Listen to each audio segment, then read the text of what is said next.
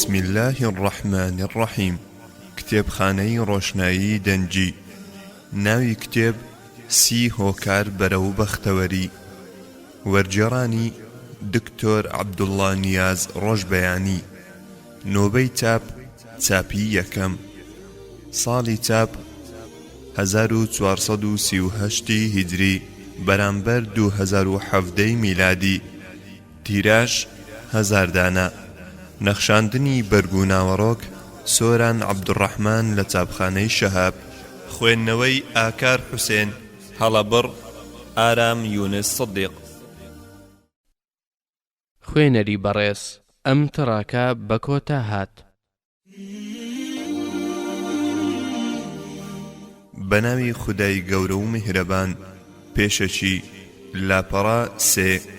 إن الحمد لله نحمده ونستعينه ونستغفره ونعوذ به من شرور أنفسنا ومن سيئات أعمالنا، من يهد الله فلا مضل له ومن يضلل فلا هادي له، وأشهد أن لا إله إلا الله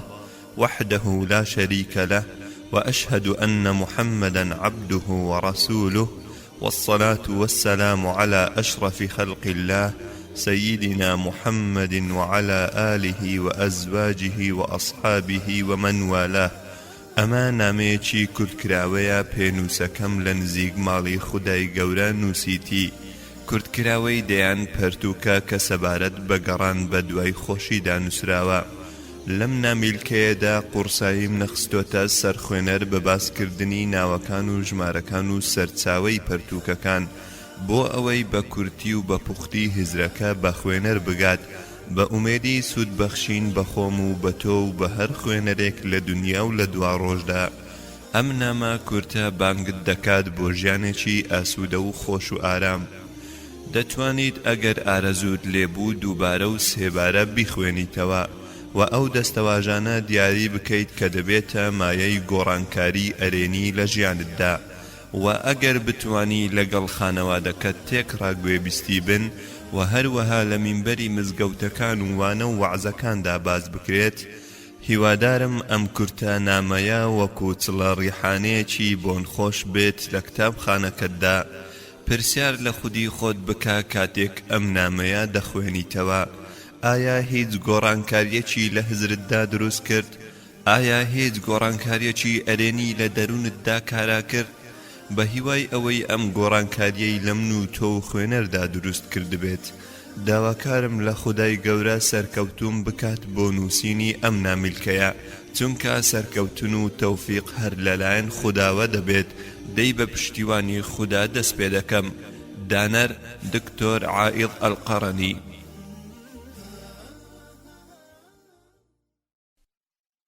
خوێنەری بەڕێز، ئەم تڕاکە بە کۆتا هات. هۆکاری یەکەم. بیر بکەرەوە و سوپاسگوزاری پەروەردگارت بە. واتای ئەم ڕستەیە ئەوەیە کە تۆ نیعمەتەکانی پەروەردگارت لەبەر چاو بێت. ئەگەر تەماشای نیعمەتەکانی پەروەردگار بکەیت لەسەرت دەبینی وەکو ڕووبارێک وایە لە تەوقی سەرتەوە تانووشی پێت نوقمی نیعمەتەکانی پەروەردگاریت. خودای گەورە دەفەرموێت: وَإِن تَعُدُّوا نِعْمَةَ اللَّهِ لَا تُحْصُوهَا. سوورەتی ئیبراهیم ئایەتی 34. واتە تەماشای ئەم نیعمەتانە بکە. لاشەیەکی تەندروستت هەیە، وڵاتێکی پڕ لە ئاسایش، خواردن و خۆراکێکی زۆر، ئاو و هەوایەکی سازگار، کە ئەمانەت هەیە هەموو دنیات هەیە و هەستیشی پێ ناکەیت. زەوی هەمووی بۆ تۆیە بەڵام هەستی پێ ناکەیت. دوو چاو و زمانێک و دوو لێ و دوو دەست و دوو لاقی جوان. فبأي آلاء ربكما تكذبان. سوورەتی ئەڕەحمان ئایەتی 13. ئایا تۆ پێت کەمە دوو پێت هەیە پێی دەڕۆیت لە هەمان کاتدا کەسانێک هەن لەو نیعمەتە بێبەشن؟ لەسەر ئەو دوو لاقەت ڕادەوەستیت، بەڵام زۆرێک هەیە تەنانەت ناتوانن داش بنیشن. بە دڵی خۆت تێرخەو دەبیت لە هەمان کاتدا زۆرێک هەن لە مرۆڤەکان تەنانەت بۆ یەک ساتیش ناتوانن بنون لەبەر ئازار. گەدەت پڕ دەکەیت لە خواردن و خۆراکی هەمە جۆر، بەڵام لە هەمان کاتدا مرۆڤانێک هەن تەنانەت پوش و پەڵاشیش نییە بیخۆن. بیر لە گوێیەکانت بکەرەوە تۆ کەڕ نیت، بیر لە چاوەکانت بکەرەوە کە پێی دەبینیت تۆ نابینانیت، تەماشای پێستت بکات تۆ گەڕ نیت، خەڵکێک لێت هەڵبێن تۆ خاوەن عەقلیت شێت نیت و کەسیش گاڵتەت پێ ناکات. تخوا ئەگەر چیایەک لە زێڕت پێشکەش بکەن لە جیاتی چاوێکت، ئایا تۆ چاوت دەبەخشی؟ بیستنی گوێیەکانت دەفرۆشی بە چیایەک لە زیو؟ ئەگەر بڵێن زمانتمان پێ بدا ئێمەش هەرچی کۆشک و تەلاری دنیا هەیە پێت دەدەین، تۆ ئامادەی ئەم مامەڵەیە بکەی؟ ئایا دەستێکت دەفرۆشی بەرامبەر بە گەوهەر و یاقوتی دنیا، پاشان دابنیشی بە بێدەست؟ نایکەیت. دەبینیت خودای گەورە چ نیعمەتێکی باراندووە بەسەرتدا، ژیانت پڕ کردووە لە غەم و پەژارە، بەڵام لە هەمان کاتیشدا نانی گەرم و جێی نەرم، ئاوی سارد و خەوی خۆش، تەندروستی باش و ئەمن و ئاسایشی بەرقەرار هەتا دوایی ئەمانەت هەموو هەیە. بیر لەو شتانە دەکەیتەوە کە لە دەستت داوە، بەڵام لە هەمان کاتیشدا سوپاسگوزار نابیت لەوەی کە ئێستا هەتا، زیز دەبیت لە زەرێکی دنیایی. لە هەمان کاتدا کلیلی دەرگای خۆشیەکان و بەهرەداریت وا بەدەستەوەیە. جارێکی دیکە دەیخەمەوە بیرت، بیر بکەرەوە و سوپاسگوزاری پەروەردگارت بە. وفي أنفسكم أفلا تبصرون. سوورەتی ئەذاریات ئاەتی 21. بیر بکەرەوە لە خۆت، کەس و کارت، ماڵ و منداڵت، تەندروستیت، ئەمن و ئاسایشت، دۆست و برادەرانت، دنیا هەمووی هی تۆیە. يعرفون نعمة الله ثم ينكرونها وأكثرهم الكافرون. سوورەتی النەحل ئاەتی 83. واتە نیعمەتەکانی خودای گەورە دەزانن، بەڵام نکوڵی لێ دەکەن و زۆربەیان سوپاسگوزاری نابن.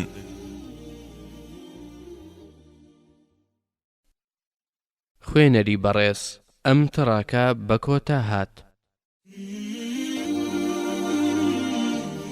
هۆکاری دووەم، ڕابردوو ڕۆیشتوو ناگەڕێتەوە. یادکردنەوەی ڕابردوو زیندووکردنەوەی بەسەرهاتەکانی و خەفەت خواردن لە ساتە ڕابردووەکانی بەڕاستی جێلی و شێتیە، کوشتنی بەهرە نوێیەکانتە و نەهێشتنی داهاتوتە. کەیسی ڕابردوو لە لای ژیر و عاقلەکان دادەخرێت و باسی لێوە ناکرێت. قفل و کلیلی لێدەدرێت لە زیندانی ڕابردووی تاڵ دەبەسترێتەوە بە گوریسێکی زۆر بەهێز بۆ ئەوەی جارێکی تر ژیانمان لێ تاڵ و گرژ نەکاتەوە.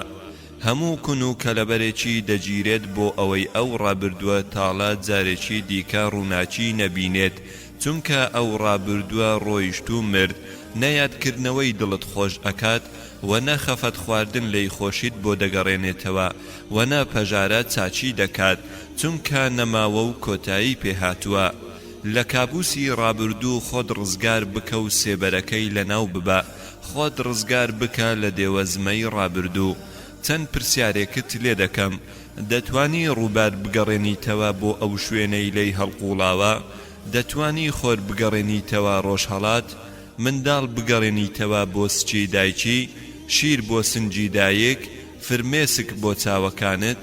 نا، ئەمانەت هیچی پێناکرێت، کەواتە بۆ بیر لە ڕابردوو دەکەیتەوە. تۆ بە باسکردنی ڕابردوو ئاوێتە بوون لەگەڵی و وەستان لە بەر دەرگای ڕابردوو لە بارێکی ترسناک و کارەساتاوی دەژیت. هەڵدانەوەی پەڕەکانی ڕابردوو ونکردنی ئێستاتە، پەرتەوازەکردنی توانە و وزەتە. خودای گەورە باسی ڕابردووی ئومەتەکانی پێشوو دەکات و دەفەرموێت: تلکە ئومەتون قەد خەلەت. سوورەتی ئەلبەقەرە ئاەتی 134. واتە ئەمانە ئومەتانێک بوون ڕۆیشتن و نەمان، کاریان تەواو بوو. ئەوەی دەگەڕێتەوە بۆ ڕابردوو ڕووداوەکانی و کارەساتەکانی هەڵدەداتەوە، وەک کەسێک وایە ئارد بەهاڕێت. لە ڕابردوودا وتراوە بە کەسێک کە بۆ ڕابردووی دەگریا: تۆ دەتەوێت مردووەکان زیندوو بکەیتەوە؟ هەروەها لەسەر زمانی ئەوانەی کە لەگەڵ ئاژەڵدا قسەیان کردووە بە گوێ درێژیان گوت: بۆ لە فەرمانەکان دەرناچیت؟ لە وەڵامدا وتی: لە درۆ دەترسم هەڵەی ئێمە لەوەدایە بیر لە داهاتوو ناکەینەوە بەڵکو سەرقاڵین بەڕابردووەوە کۆشکەکانی ئێستا بەجێ دەهێڵین و بیر لە کەلاوە کۆنەکان دەکەینەوە لە هەمان کاتیشدا دەزانین هەموو خەڵکی سەرزەمین بیانەوێ ساتێک لە ڕابردوو بگەڕێنەوە ناتوانن چونکە ئەمە مەحاڵە خەڵکی تەماشای دواوە ناکەن لەبەر ئەوەی بایەکە بەرەو پێشەوە ئەڕوات و ئاوەکە بەرەو پێشەوە دەڕوات و قافلەکە هەر بەرەو پێشەوە دەڕوات دووبارە بیرتان دەخەمەوە ڕابردوو ڕۆیشتوو ناگەڕێتەوە کارێک مەکە کە بە پێچەوانەی سونەتی ژیان بێت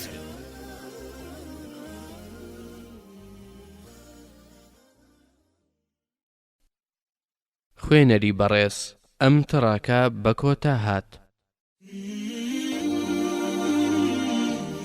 هۆکاری سێیەم ئەمڕۆ گرینگە کە تێیدا دەژیت ئەگەر ڕۆژ هەڵهات چاوەڕێی شەو مەکە ئەمڕۆ گرینگە کە تێیدا دەژیت نەدوێنێ گرنگ بوو کە ڕۆیشت نەسبەینێ کە هێشتا نەهاتووە ئەمڕۆ کە ڕۆژ هەڵهات لەگەڵ گرنجەکانیدا بژی وابزانە تەمەنت هەر ئەو ڕۆیە وابزانە کە ڕۆژ هەڵهات تازە لەدایک بوویتە هەر ئەمڕۆژ تێیدا دەمریت ئەگەر باوەڕت وابێت کە چاوەڕوانی سبەینێنەکەی لەو کاتەدا ناژیت لە نێوان غەم و پەژارەی ڕابردوو دێوەزمەی داهاتوو تەنها بۆ ئەمڕۆ بژی تەنها بۆ ئەمڕۆ ڕۆڵ و گرنگیت بەکار بهێنە ئەمڕۆ پێویستە نوێژێکی پڕ لە خوشوع پێشکەش بکەیت قورئان بخوێنی بە بیرکردنەوە لە وشەکانی پێویستە ئەمڕۆ ڕەوشتەکانت بەو پەڕی جوانی ڕنگ بداتەوە پێویستە هەر ئەمڕۆ ڕازی بم بە بەشی خۆم هەر بۆ ئەمڕۆ پێویستە شێوازی جلوبەرگم بەو پەڕی جوانیەوە ڕنگ بداتەوە هەر ئەمڕۆ گەورەترین یاریدەدەری کۆمەڵگەی دەوروبەرم بم ئەمڕۆ ئەو ڕۆژەیە کە پێویستە کاتژمێرەکانی دابەش بکەیت خولەکەکانی بە ساڵ هەژمار بکەیت چرکەکانی بە ڕۆژ هەژمار بکەیت هەموو کاتژمێرێکی ئەمڕۆ پڕ بکە لە خێر هەموو خولەکێکی ئەمڕۆ پڕ بکە لە تۆبە و ئیستیغفار و یادکردنەوەی پەروەردگار خۆ ئامادەکردن بۆ گۆڕ و بۆ قیامەت ڕۆژەکەت پڕ بکە لە خۆشی و شادی و ئاشتی و ئارامی و ڕازیبوون بە قسمەت و ڕزقی ئەمڕۆت ڕازیبوون بەو هاوسەرەی کە خوای گەورە بە قسمەتی کردووی بەو منداڵەی کە پێی بەخشیویت بەو ئەرکەی پێی بەخشیویت بەو زانستەی کە خودای گەورە پێی بەخشیویت پەروەردگار دەفەرموێت فخذ ما آتيتك وكن من الشاكرين سورة الأعراف آياتي 144 واتا ئەوەی پێتم بەخشیوە پێی رازی بە و سوپاس گوزار بە ئەمڕۆ ڕۆژێکە بێخەم و پەژارە بێت و ڕەبوون و بێکینە و بێ ئیرەیی ئەمڕۆ پێویستە لە ناو کانگای دڵتەوە بنووسیت ئەمڕۆ هەر تەنها ئەمڕۆ ئەگەر ئەمڕۆ خواردنێکی خۆش و بەتامت خوارد ئایا خواردنە ناخۆشەکەی دوێنێ هیچ زەرەرت پێدەگەیەنێ یان ئەو خواردنەی سبەینێ کە هێشتا نەهاتووە ئەگەر ئاوێکی سارد و زوڵاڵت خوارد ئەمڕۆ بۆچی غەمبار ئەبیت بۆ ئاوا گەرم و ناخۆشەکەی دوێنێ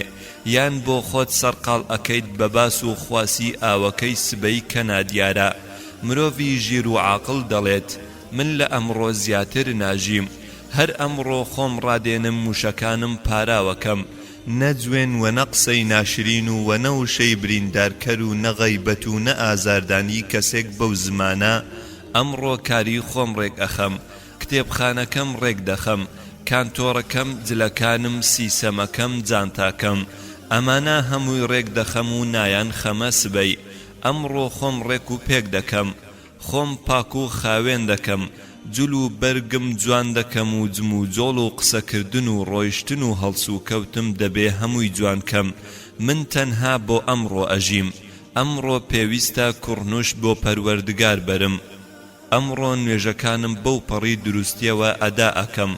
چ سونەتێک هەیە هەوڵ دەدەم ئەمڕۆ بیکەم هەتا ئەتوانم قورئان ئەخوێنم خوێندنەوەی کتاب زیاد ئەکەم حکمەتێک لەبەر ئەکەم ڕستەیەکی جوان ئەنووسمەوە فرمودەیەکی خۆشەویست صلى الله عليه وسلم لەبەر ئەکەم هەر ئەمڕۆ هەر چ کینەیەک هەبێت لە دڵمدا دەری دەکەم هەموو کینەیەکی دڕکاوی لە ڕێگەوە دەردەهێنم هەموو خۆ بەزلزانیەک و لودبەرزیەک و ئیرەیەک و گومانێکی هەڵا لە دڵمدا دەردەهێنم لە جیاتی ئەوانە خۆشی و یارمەتی و شادی و چاکە دەچێنم من تەنها بۆ ئەمڕۆ ئەژیم و ئەمڕۆ باشترین یاریدەدەری خەڵکیم سەردانی نەخۆش بەشداری لە بەخاک سپاردن ڕێنیشاندەری ونبوویەک تێرکەری برسیەک ئاودانی تێنوویەک خەمڕەوێنەری دڵتەنگێک ڕێزلێنانێک لە مامۆستا و زانایەک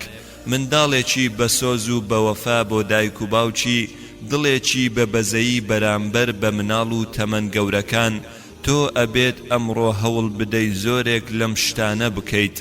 گوێ بگرە هەیڕا بردوو جارێکی تر ڕۆژی تۆ ئاوا بوو من خەفەت بۆ تۆ ناخۆم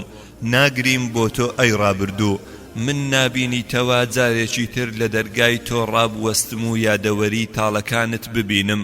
تۆ ئێمەت بەجێ هێشت و وازت لە ئێمە هێناوە و ناگەڕێیتەوە جارێکی تر منیش ئەی ڕابردوو ناگەڕێم بە دواتدا ئەی داهاتوو تۆ نادیاری لە جیهاندا نادیاریت کەواتە من سەرقاڵ نابم بە داهاتوویەک کە لە من دیار نییە من لەگەڵ خەیاڵدا ناژیم من خۆم نافرۆشم بە خەیاڵ و پەلە ناکەم بە لەدایکبوونی نادیارێک چونکە سبەی بۆ من هیچ نییە سبەی لای من هێشتا دروست نەکراوە و هیچ باسیش نەکراوە من تەوەککول و پشتبەستنم بە کەسێکە کە هەمیشە خێری بۆ داهاتووی من داناوە کە ئەویش خودای پەروەردگارە دووبارەی ئەکەمەوە بۆ ئەمڕۆ بژی ئەی مرۆڤی هۆشیار ئەمڕۆ جوانترین وشەیە لە قاموسی خۆشی بەڵام بۆ کەسێک ژیانی بوێت بە جوانترین شێواز و ڕێکترین ڕەفتار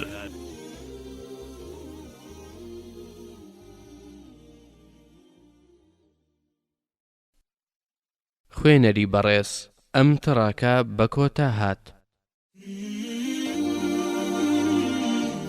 هۆکاری چوارەم واز لە داهاتوو بهێنە تاکو دێت ئەتا ئەمر الله فلا تستعجلوه سوورەتی النەحل ئایەتی 1 پەروەردگار دەفەرموێت وا فەرمانی خودای گەورە هات پەلەی لێ مەکەن بە پێش ڕووداوەکان مەکەوە دەتەوێ منداڵەکەت لەدایک بێت پێش ئەوەی کاتی دیاریکراوی خۆی تەواو بکات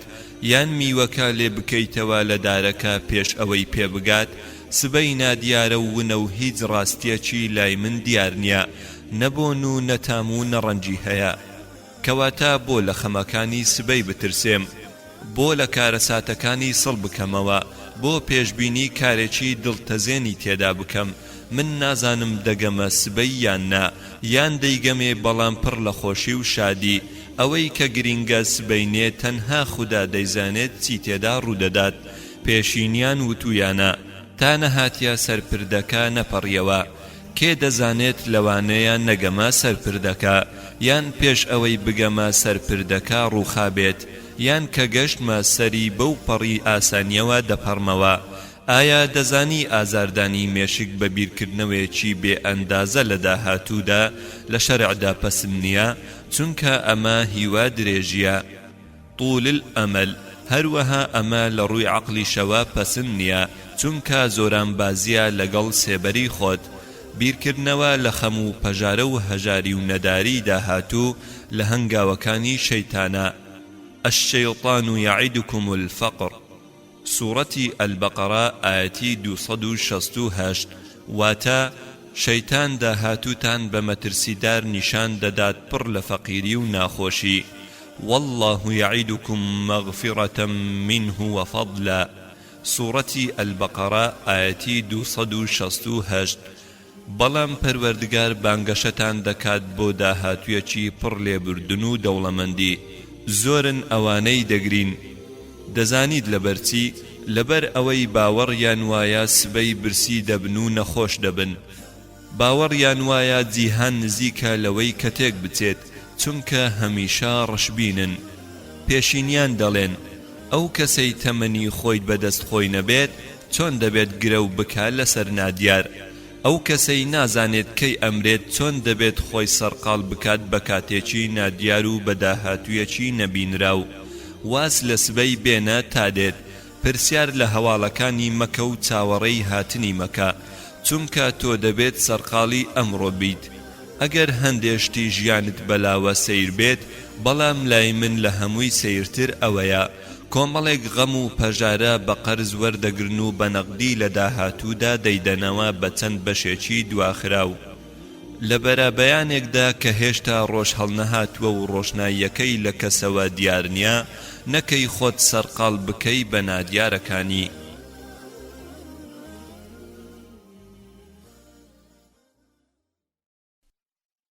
خوێنەری بەڕێز ئەم تڕاکە بە کۆتا هات هۆکاری پێنجەم چۆن بەرەنگاری ڕەخنەی ڕوخێنەر دەبیتەوە کەم و کورت و بێنرخ و بێوەفاکان بێئەدەبی بەرامبەر بە پەروەردگار دەکەن جنێو دەدەن بەو خودایی کە بەدیهێنەری ڕۆزی دەریانە دەیمون و تۆ پێشبینی چی بکەین لەم ئادەمی زادانە تۆی سەرکەوتوو لە ژیانتدا بەرەنگاری شەڕ و ململانەیەکی نەبراوە دەبیتەوە لە ڕەخنەی ڕوخێنەری تاڵ لە شکاندنێکی بەرنامە بۆ داڕێژرا و لە سوکایەتیەکی بەمەبەست چونکە تۆشتی باش بنیاد ئەنەیت و ڕۆڵی چاکەت زۆرە و سەرکەوتنەکانت پڕشنگدارە وەزیرەکیەکەت دەدرەوشێتەوە تاکو تۆ خاوەن ئەم هەموو ڕەوشتە جوانانە بیت ئەوان لێت ڕازی نابن و چاویان ئۆقرە ناگرێت و خەویان لێ تاڵ دەبێت ئەوان ئەیانەوێت تۆ ڕووخاو بیت و وەک خۆیان تۆش ناتەوێت بڕووخەیت کەواتە چاوەڕێ بە لەوانە ئەزیەت و ئازار و ئەشکەنجە بدرێت بە زمان و بەدەست کەی وەک ئەوان بێسوود بوویت ئەو کاتە وازت لێدێنن چونکە ئەوان ئەیانەوێت تۆ لە سەرکەوتنەکانت داببڕیت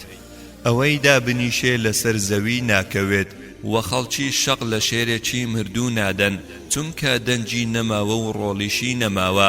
بەڵام ئەوان لە تۆ تووڕەن چونکە تۆ پێش ئەوان کەوتی لە چاکە لە زانست لە ڕەوشت بەرزی و لە پارە و ماڵ و مڵک تۆ لە لای ئەوان تاوانباری و تۆبەت قبول ناکرێ تا واز لە بەهرە و نیعمەتەکانی پەروەردگارت نەهێنی گەر دەتەوێت ئەوان لێت ڕازی بن دەبێت بەرجی جوامێری فڕێ بدەیت و ببیت بە مرۆڤێکی سادە و سفور و تێکشکا و بێباک ئەوەی ئەوان ئەیانەوێ ئەوانەیە کەواتە وەکو چیایەک بە بەرامبەر بە ڕەخنەی ڕوخێنەری ئەم جۆرە مرۆڤانە وەکو دەستاڕێک بە ئەوان ورد بکە هەر وەک چۆن گەنمەکان ورد دەکات چۆن دەستاڕەکە ناشکە و لە کۆتاییدا سەروەریەکە بۆ تۆ دەمێنێتەوە ئەوانیش دەبنە تۆز تۆ ئەگەر بکەویتە ژێر کاریگەری قسەکانی ئەوانەوە ئەوە ئەوان بە ئامانجەکانیان دەگەن کەواتە لەیان خۆش بە و ڕێڕاستی خۆت بەرمەدە و هەمیشە بەرە و پێشەوە بڕۆ فأعرض عنهم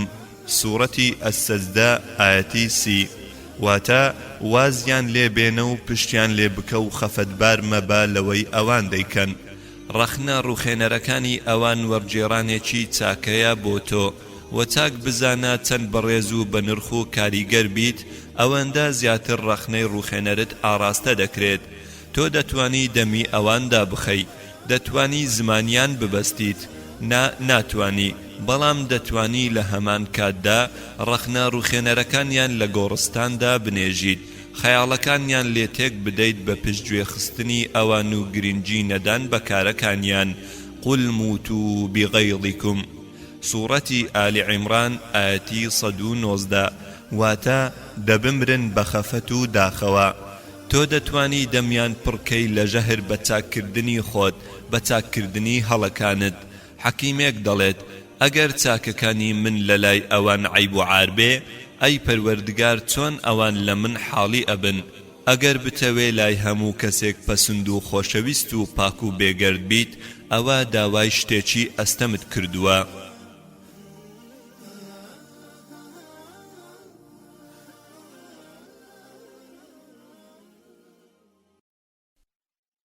خوێنەری بەڕێز ئەم تڕاکە بە کۆتا هات هۆکاری شەشەم چاکە بکە و چاوەڕێی سوپاسگوزاری لە کەس مەکە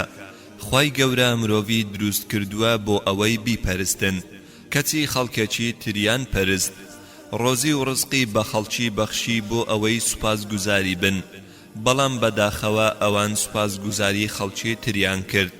سروشتی بێوەفای و سپڵەی زاڵە بەسەر زۆربەی دڵەکاندا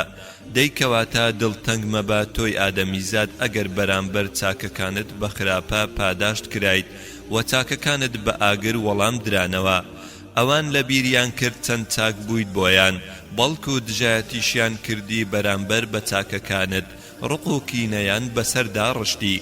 دەزانی بۆ ئەم هەموو خراپەکاریانەیان بەرامبەر کردی چونکە تەنها تۆ چاکت بۆیان هەبوو ئەمە تاقە تاوانی تۆیە وكفروا بعد إسلامهم وهموا بما لم ينالوا وما نقموا إلا أن أغناهم الله ورسوله من فضله سورة التوبة آياتي 74 واتا ئەم خراپەکاریانەیان بەرامبەر خوا و پێغەمبەرەکەی کرد تەنها لەبەر ئەوە بوو خوای گەورە چاکەی کردبوو لەگەڵیان سەیری پەرتووکەکانی جیهان بکە دەبینی لە پەڕەکانیان چیرۆکی باوچێک منداڵەکەی پەروەردە کرد و گەورەی کرد و خۆراکی پێدا و بەڕەوشت و ئەدەبی کرد و فێری زانست و خوێنەواری کرد شەو نخوونی کرد بۆ ئەوەی ئەو بخەوێ خۆی برسی کرد بۆ ئەوەی ئەو تێر بێت خۆی ماندوو کرد بۆ ئەوەی ئەو لە خۆشیدا بێ بەڵام بەداخەوە کە کوڕەکە گەورە بوو قۆڵ و باڵی ئەستور بوو بوو بە سەجێکی هار گاڵتەکردن بە کەمزانین بە سووکزانین ئەمانەی هەموو لێوەشایەوە و بەرامبەر بە باوکەکەی دەی با دڵی ئەوانە هێمن بێتەوە کە وەرەقەی چاکەکانیان لای بێوەفاکان سووتە تازە ئەم بێ سپڵانە هەستیان نەماوە فیترەتیان ڕووخاوە دەی چاوەڕێ بە پاداشتی ئەم هەموو چاکەیەی کە کردت لای زاتێک کە هەمیشە چاکەی لا بزر نابێت و ئەویش پەروەردگارە ئەم قسانەی پێشوو واتای ئەوە نییە واز لە چاکە بێنیت بەڵکو وات لێ دەکات چاکە بکەیت هەرچەند ئەگەر بەرامبەرەکەت بە هەندیشی وەرنەگرت و بێوەفا بوو بۆت قال إني أنا أخوك فلا تبتئس بما كانوا يعملون سورة يوسف آياتي 69 واتا خەممەخۆ لەوەی ئەوان ئەیکەن بەرامبەرت کاری چاکە بکە تەنها لەبەر خودا چونکە تۆ براوەیت لە هەموو حاڵەتێکدا پاشان گەر سوپاس کرایت ئەوە باشە و ئەگەر ئەزیەتیش درایت بەرامبەر بەو چاکەی کردت هەر سوپاس گوزاری خودا بە چونکە تۆ چاک بوویت و ئەویش خراپ إنما نطعمكم لوجه الله لا نريد منكم جزاء ولا شكورا سورة الإنسان آياتي 9 واتا ئێمە لە پێناوی خودا تێرتان دەکەین چاوەڕێی هیچ ئەجر و پاداشتێک نین لە ئێوە چونکە ئێمە پاداشتەکەمان لە خودا وەردەگرینەوە زۆرێک لە ژیرەکان غەمبار دەبن بە خراپەی ئەوانەی چاکەیان کردبوو لەگەڵیاندا هەروەک بڵێی گوێی لە قورئان نەبووە کە باسی ئەم جۆرە مرۆڤە بێکەڵک و سپڵانە دەکات وإذا مس الإنسان الضر دعانا لجنبه أو قاعدا أو قائما فلما كشفنا عنه ضره مر كأن لم يدعنا إلى ضر مسه سورة يونس آياتي 12 واتا خدای گەورە دەفەرموێت مرۆڤەکان بانگەشەم دەکەن بەڵام کە وەڵامم دانەوە پاشان ئەوەندە بێوەفان پشتم تێدەکەن وەک ئەوەی نەمنیان بانگ کردبێت و نەمنیش وەڵامم دابێتنەوە خوێنەری بەڕێز ئەوەی لەگەڵ پەروەردگار بەم شێوەیە هەڵس و کەوت بکات کە دروستی کردووە و ڕزقی پێداوە ئاخۆ ئەی ئەبێ لەگەڵ من و تۆدا چۆن بێ پێشینیان وتویانە هەموو ڕۆژێ فێری تیر هاوێشتنم دەکرد بەڵام کاتێک کە گەورە بوو مەچەکەکانی ئەستور بوو تیرەکەی بۆ من هاوێشت و لە خودی خۆمیدا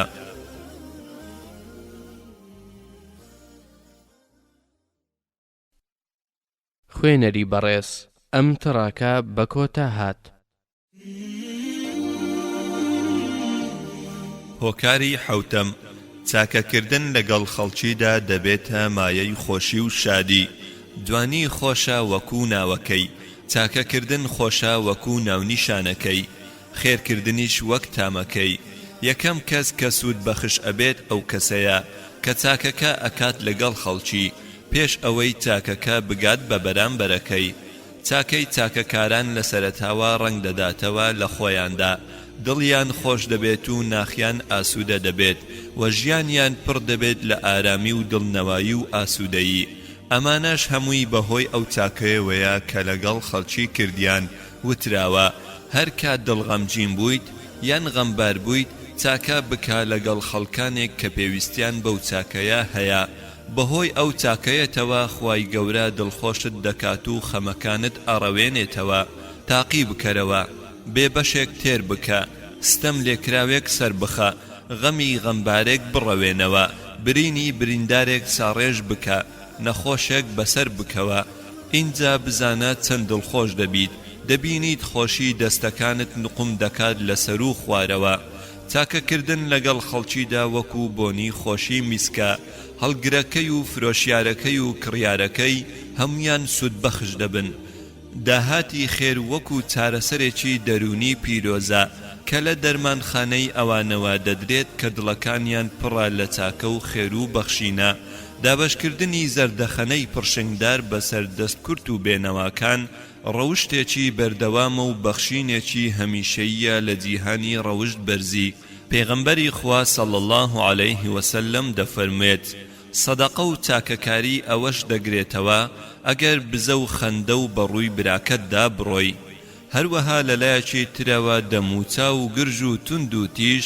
خۆی لە خۆیدا ڕاگەیاندنی شەڕێکی سەختە لەگەڵ بەرامبەرەکەتدا ئەم شەڕە سەرەتاکەی بە گرژی دەموچا و دەستی پێکرد و بەکرداریش تەنها خوددا دەزانێت کەی دەست پێدەکات قوما ئاوێک لە دەستی ئافرەتێکی داوێن پیس بۆ سەگێکی گەڕوو هار بەڵام تێنوو بووە هۆی ئەوەی خودای گەورە ئەو ئافرەتە داوێن پیسە بکاتە بەهەشتێکەوە کە پانایی بەقەدەر ئەرز و ئاسمانە چونکە خاوەنی پاداشدانەوە بە باشە خودای پەروەردگارە پڕ بەزەی و بەخششە و ئەو بەندانەی کە بەخشندن لە لای خوددا خۆشەویستن خۆی بەخشندە و مهرەبانە و بەخشندەکانیشی خۆش دەوێت دەی بۆ ئەوانەی کابوسی غەم و پەژارە و ترس هەڕەشەیان لێ دەکات وەرن بەرە و باخی چاکە سەرقال بن بە بەخشین و چاکە دڵدانەوە یارمەتیدان میوانداری بەهاناوە چوون هەتا دوایی کە ئەمانەت کرد چاوەڕێی پاداشتی گەورە بکە بەتام و بەڕەنگ و بەبۆن وما لأحد عنده من نعمة تجزى إلا ابتغاء وجه ربه الأعلى ولسوف يرضى سورة الليل آياتي 19 تاوكو آياتي 21 واتا هەر کەسێک کارێکی خێر بکات لە پێناوی خودای گەورە بێگومان خودای گەورە ڕازی دەکات خوێنەری بەڕێز ئەم تڕاکە بە کۆتا هات هۆکاری هەشتم دەست بەتاڵی بگۆڕا بۆ کار و چالاکی دەست بەتاڵەکان لە ژیاندا هەمیشە خەڵکانێک بوونە سەرقاڵی پڕوپاگەندەی ترسناک و ترسنۆکانن چونکە مێشتیان پەرتەوازەیە بەشتی خەیاڵی و نادیار رضوا بأن يكونوا مع الخوالف وطبع الله على قلوبهم فهم لا يعلمون واتا پەروەردگار زەمی بێکارەکان دەکات و پەیان دەفەرموێت تاوانی ئەوان ئەوە بوو لەگەڵ بێکارەکاندا بەجێمان و سەرقاڵی پڕوپاگەندە بوون و نەچوون لەگەڵ پێغەمبەری خوددا بۆ هەوڵدان و کۆشش و جیهاد هەر بۆیە خوددا خەتم و مۆری لە دڵەکانیاندا و بە گومڕاییان هەژمار کرد ترسناکترین دۆخی مێشک ئەوەیە کاتێک وا دەکات لە خاوەنەکەی کە بەتاڵ و بێکردار بێت وەکو ئۆتۆمبیلێکی خێرا کە لە ڕێڕەوەکەی لادەدات بەبێ شۆفێر جارێک بەلای چەپ و جارێک بەلای ڕاست هەرگیز ڕێی ڕاست نابینێتەوە هەر کاتێ تووشی دەست بەتاڵی بوویت ئەوە خۆت ئامادە بکە بۆ غەم و پەژارە و دڵتەنجی و ترس چونکە ئەم دەست بەتاڵیە دۆسیەکانی ڕابردوو ئێستا و داهاتوو بە شێوازێکی ترسناک دێنێتە پێش چاوت ئامۆژگاری ئەوەیە لە دۆخێکی ئاوادا دەست بەجێ دەست بکەیت بەکارێکی بەرهەمدار لە جیاتی ئەم دەست بەتاڵیە ئاوات گوژە گوتراوە دەست بەتاڵی خۆکوشتنە بە ئامێرێکی بێ ئازار دەست بەتاڵی وەک ئەشکەنجەیەکی زیندانەکانی وڵاتی چینە بەندکراوەکە دادەنێن لەژێر بۆڕی ئاو کاتێک لە هەر خولەکێکدا دڵۆپە ئاوێک دەکەوێتە سەرسەری پاش تێپەڕبوونی ماوەیەک بەسەر ئەم دۆخە و لە کاتی چاوەڕوانی دڵۆپە ئاوەکان لە نێوان خولەکەکان بەندکراوەکە تووشی شێتی دەبێت چونکە چاوەڕوانی بە بێکار و بە دەست بەتاڵی دەرونی مرۆڤ تێک دەدات و تووشی شێتی دەکات پشوویەکی یەکجار زۆر کە دەبێتە مایەی دەست بەتاڵیەکی زۆر بەڕاستی کوشندەیە پشوویەکی زۆر تووشی بێئاگایی دەکات دەست بەتاڵیەکەش دزێکی زۆر شارەزایە لە بواری دزیکردنی مێشتی تۆ کەواتە هەستە و خۆت دوور بگرە لە دەست بەتاڵی هەستە دوور کەعەد نوێژ بکە یان تاعەتی خودای گەورە بکە یان زکری خوای گەورە بکە یان دوودێری بەسوود بنووسە یان کتێبێکی بەسوود بخوێنەرەوە یان کتێبخانەی ماڵەوەت ڕێک بخە یان کەلوپەلی ژوور و ناوماڵەکەت ڕێک بخە یان سوودێک بگەیەنە بە بەندەیەک لە بەندەکانی خودای گەورە یان هەر کارێکی بەسوود ئەنجام بدە کە ببێتە مایەی نەهێشتنی دەست بەتاڵی دەی من خەمخۆری تۆم ئاخۆت تۆش خەمخۆری خۆتیت دەست بەتاڵی سەر ببڕە بە چەقۆی کار و جم و جۆڵ گەر وات کرد ئەوە 150 بەختەوەریت بەدەست هێنا وەک چۆن پزیشکەکانی جیهان دەڵێن تەماشای جوتیار و باخەوان و نانەوە و نژیارەکان بکەن چۆن کارەکانیان بەو پەڕی سەرکەوتنەوە بەرەو کۆتایی دەبەن بەو پەڕی خۆشیەوە بە سرود و بە ئاوازی خۆش وەکو بولبول و باڵندە دەنگ خۆشەکان بەو پەڕی خۆشیەوە دەگەڕێنەوە ناو هێلانەکانیان دوای ماندووبوونێکی زۆر تەماشای ئەمانە بکە پڕکارن و بەختەوەریشن لەلایەکی ترەوە تۆش سەیری خۆت بکە پشوویەکی زۆر و دەست بەتاڵیەکی زۆر بەڵام وا لەسەر جێیەکەتی و چاوەکانت ناچێتە خەو و فرمێسک بە ڕوومەتتدا دێتە خوارەوە ئەم دی و ئەو دی و دەکەیت وەک ئەوە وایە دوو پشکە پێتیوەدا بێت و ئیسراحەتی لێت هەڵگرت بێت ئەوانەی پڕکارن شەوان دەنون بە ئاسوودەیی چونکە لە ڕۆژدا دەست بەتاڵ نەبوون بەڵام ئەوانەی بەڕۆژ دەست بەتاڵ بوونە و کاتی ڕۆژانەیان بەفیڕۆدا و بە دەست بەتاڵی و بێکاری ئەمانە وەکو سزایەک شەوەکەشیان لێتاڵ دەبێت و ئازاری پێدەکێشن کەواتە دووبارەی دەکەمەوە دەست بەتاڵی هێزێکی کوشندەیە و تواناکانی تۆی مرۆڤ لەناو دەبات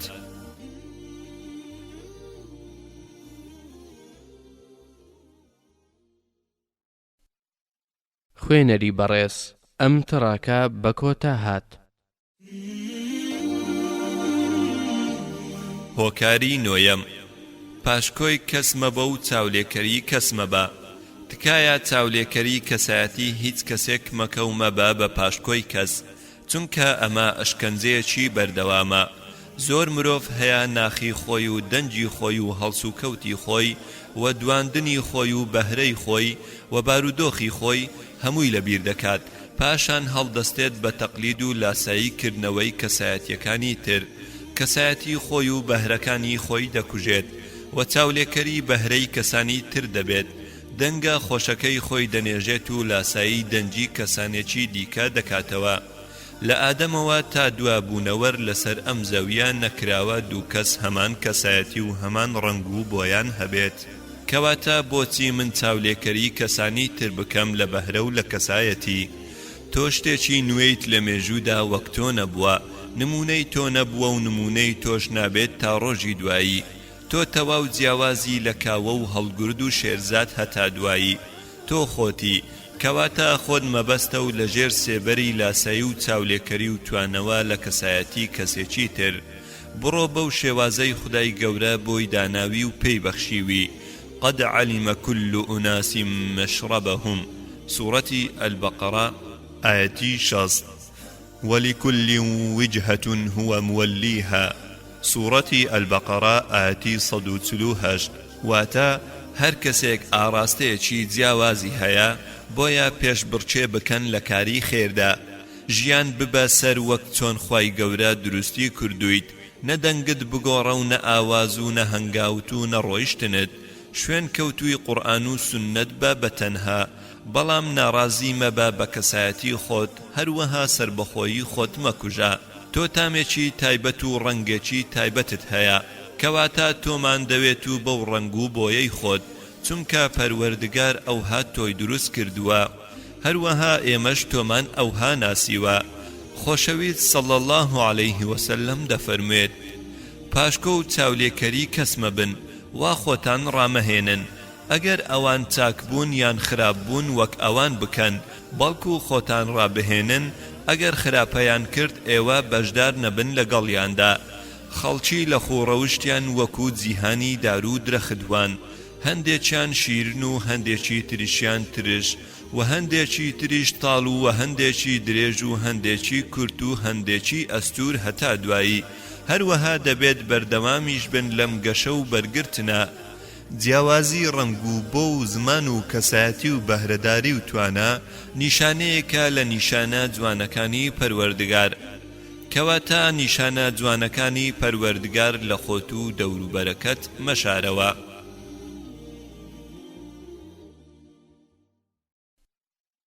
خوێنەری بەڕێز ئەم تڕاکە بە کۆتا هات هۆکاری دەیەم بقضا و قدر راضي با ما أصابك من مصيبة إلا بإذن الله ومن يؤمن بالله يهدي قلبه سورة التغابن آياتي 11 واتا هر بلايك لزوي دا بيتو يان توشي يك لئيو بيت أوا ببستي خواي گەورە بوا پێنووس نووسیتی و مەرەکەبەکەش وشک بوویەوە قەزای خوای گەورەش دەبێت ڕوو بدات و هیچ بربەستێک لە ڕوویدا ڕاناوەستێ قل لن يصيبنا إلا ما كتب الله لنا سورة التوبة آياتي 51 واتا توشی هیچ شتێک نابیت تەنها ئەوە نەبێت کە خوای گەورە نووسیویەتی خۆشەویستمان پێغەمبەری خوددا صلی الله عليه وسلم دەفەرموێت ئەوەی کە بەسەرت هات بە هەڵا تووشی تۆ نەبوو بەڵکو دەبوایە ڕووی بدایە و ئەوەی تووشی تۆ نەبوو هەڵا نەبوو بەڵکو دەبوایە تووشت نەبوایە ئەم باوەڕە گەر بەهێز بوو لە ناختدا و جێگیر بوو لە دڵتدا ئەوە هەموو بەڵایەک تووشت بێت دیاریە و هەموو ناخۆشیەک دەبێتە خەڵات و هەموو سەغڵەتیەکان دەبنا خەڵاتی ئازایەتی پێغەمبەری خوا صلی الله عليه وسلم فەرموویەتی خوای گەورە ئەگەر یەکێکی خۆش بوێت یان بیەوێت تووشی خێری بکات ئەوە بەڵایی بەسەردا دەبارێنێت دەیکەواتە غەمگین مەبە کە تووشی نەخۆشیەک بیت یان خۆشەویستێکت کۆچی دوایی کرد یان تووشی زیانێکی دارایی بوویت یان خانووەکەت لەدەستدا یان سەیارەکەت سووتا هەتا دوایی پێویست ناکات غەمگین بیت چونکە پەروەردگار وا بڕیاری داوە و دەرفەتی هیچ هەڵبژاردنێکی دیکەی تێدا نییە و ئەوەش کە تووشت بووە بێگومان خێرێکی زۆر گەورەی لێ چاوەڕوان بکە لە دنیا بووە مایەی سڕینەوەی تاوانەکانت و لە دواڕۆژیشدا پلەتی پێبەرز بووەوە بەڵام ئەگەر ئارامی لەسەر بگری و سوپاسگوزاری خوددا بیت هەمیشە دەبێت ئەوە بزانیت کە دەروونت ئاسوودا نابێت و مێشکت ئارام نابێت گەر باوەڕت بە قەزا و قەدەر نەبێت فلا تذهب نفسك عليهم حسرات سورة فاطر آياتي 8 واتا خەفەت و ئاه و حەسرەت مەکێشە بۆ ئەوانەی کە باوەڕیان نەهێنا چونکە خوای گەورە هەموو شتێکی بڕیەوە وا تێمەگە ئەو دیوارەی کە کەوت تۆ دەتوانی ڕای بگری ئەو پەرداخە ئاوەی ڕژە وا تێمەگە کە تۆ دەتوانی بتگرت بایەتەوە ئەو باشەماڵەی کە هەڵدەکات ڕای بگری ئەو شوشەیە بگری کەشکە ئەمانە هەمووی ڕوویدا و تۆش نەتوانی ڕایان بگریت پێت خۆش بێت یان پێت ناخۆش بێت دەبێت ئەمانە هەمووی ڕوو بدات چونکە خوای گەورە بڕیاریدا فلا مەڕەدە لەه سوورەتی ئەڕەعد ئاەتی 11 واتە بڕیاری پەروەردگار بربەستی گەڕانەوەی نییە فمن شاء فليؤمن ومن شاء فليكفر سورة الكهف آياتي 29 واتا اوي پێی خۆشە با ئیمان بێنێ و ئەوەی باوەڕی پێناهێنێ و کوفری پێدەکات با باوەڕ نەهێنێ خۆت ڕادەستی قەدەر بکە پێش ئەوەی گەمارۆ بدرێیت بە سوپایەک لە تووڕەبوون و لە داڕوخان و شێوەن دان بە قەزا و قەدەری خوای گەورە بنێ و ڕازی بە پێی پێش ئەوەی ڕووباری پەشیمانی نوقمت بکات دەی بە فکر و خەیاڵت ئارام بێت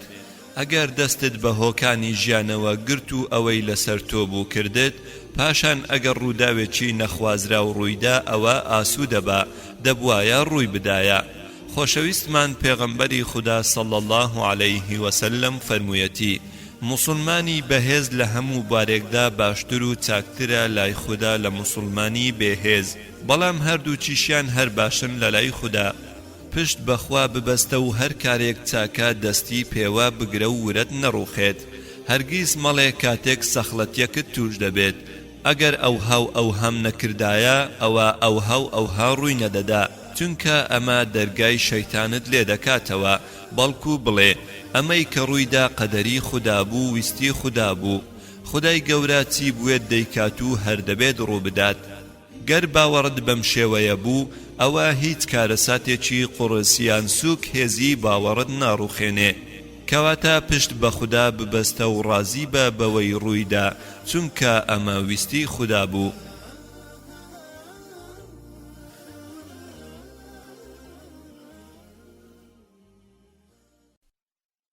خوێنەری بەڕێز ئەم تڕاکە بە کۆتا هات هۆکاری یانزدەهەم لە دوای هەموو ناخۆشیەک خۆشی دێت فإن مع العسر يسرا ئەی مرۆڤ لە پاش برسێتی تێری دێت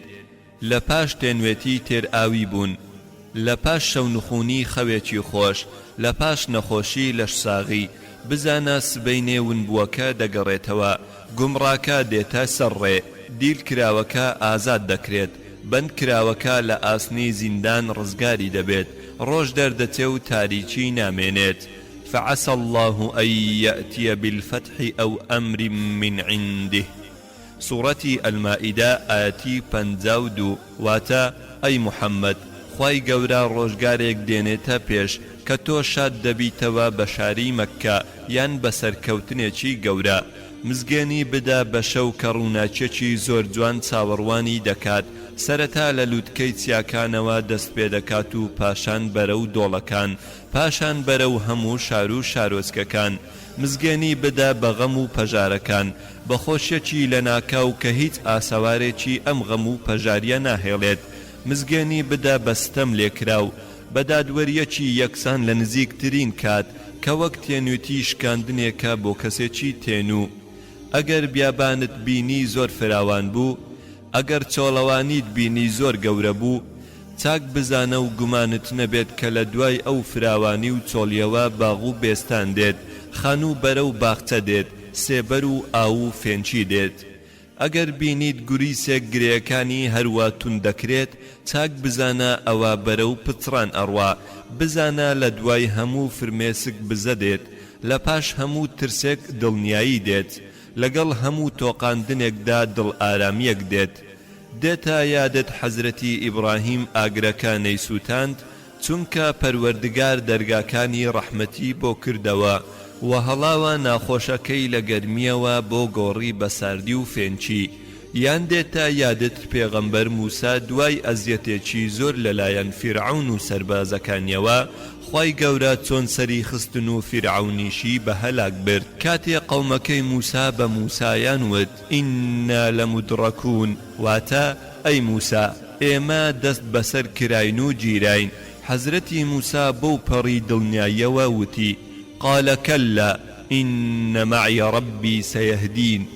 سورة الشعراء آياتي 62 واتا نامن پروردگارم لپشتو او هر خوی رێنیشان دەرما یان با یادت بخەمەوە پێغەمبەری خۆمان صلى الله عليه وسلم کاتێ لەناو ئەشکەوتی حەڕا بوو خۆیان حەشاردا بوو لە کافرەکان ئیمامی ئەبوو بەکر لەناو ئەشکەوتەکە هەستی بە مەترسی کرد لەسەر حەزرەتی پێغەمبەر صلى الله عليه وسلم وتی یا رسول الله ئەگەر کافرەکان سەریاننەوی بکەنە سەرزەوی ئەوە ئێمە دەبین و دەگیرین لە وەڵامدا پێغەمبەر صلى الله عليه وسلم فەرمووی ئەی ئەبوو بەکر إن الله معنا. سورة التوبة واتا ئێمە خوامان لەگەڵا. ئینجا خوای گەورە نجاتی دان و کافرەکانی بەسەر شۆڕی گەڕاندەوە. هەندێک کۆیلا هەن لە هەندێ بارودۆخدا هەڵەکان دەقۆزنەوە ئەبن بە باڵا دەست، پاشان لەگەڵ یەکەم نسکۆی بچووک تووشی داڕمان و ڕووخان دەبن، چونکە ئەوان شایستەی ئەو شوێنە نەبوون، چونکە ئەوان تەنها دیواری ژوور و ماڵەکانی خۆیان دەبینی و هیچی تر. دەیکەواتە دڵگران مەبە بە بەردەوامی ناڕەحەتیەک کەدا باراوە بەسەردا، چونکە بۆی هەیە لە کاتی خوێندنەوەی ئەم ڕستەی من کە نووسیومە دەرگای ڕەحمەتەکان کرابێتەوە و کێشەکەت چارەسەر بوو بێت. چاک بزانە باشترین پەرستن و عیبادەت چاوەڕوانی کردنی دەروی ڕەحمەتە. ڕۆژگار لە سوڕانەوەدایە و دنیا لە گۆڕاندایە، شەو پڕە لە هەواڵی خۆش، بەڵام کاتێک کە ڕۆژ دەبێتەوە و پێدڕا ئەگەیەنێت، غەیب و نادیار شاراوەیە و تەنها پەروەردگار دەزانێت چییە. كل يوم هو في شأن. سورة الرحمن آياتي 29 واتا هر ڕۆژێ لە ڕۆژان بە شێوازێکە. لعل الله يحدث بعد ذلك أمرا. سورة الطلاق آياتي 1 واتا خوای گەورە لە پاش ئەم سەختیەوە کاری باشتان دێنێتە ڕێ، جارێکی تر دەیخەمەوە یادت فإن مع العسر يسرا. سورة الشرح آياتي 5 واتا لە دوای هەموو ناخۆشیەک خۆشی دێت، بۆیە گومانت بەخوای گەورە باش بێت و ئەویش باشە بەڕووددا دێنێ.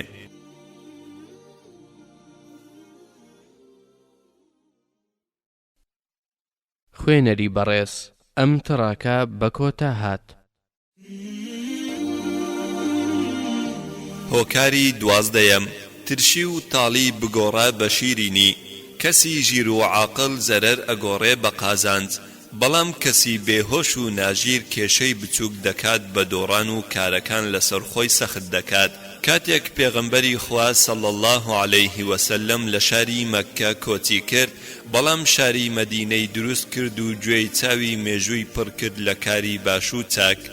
پێشەوا شافعی زیندانی کرا و دوورخرایەوە لە دایک و کەس و وڵاتی، بەڵام پەرتوچی ئەلئوم و ڕیسالەی پێشکەش کرد بە دایک و هەموو قوتابی و شوێن کەوتوانی. پێشەوا ئەحمەدی کوڕی حەمبەل سجن کرا و جەڵ کرا و ئەشکەنجە درا، بەڵام بوو بە ئیمام و پێشەوای ئەهلی سوننە و جەماعە. پێشەوا ئیبن تەیمیە زیندانی کرا، بەڵام بوو بە زانای سەردەم و نوێکەرەوەی دینی ئیسلام. پێشەوا سەرخسی لە ناو بیردا زیندانی کرا، بەڵام کاتێ دەرچوو لە بیرەکە 20 پەرتوچی مەزنی لە فقه و شەرعدا نووسی.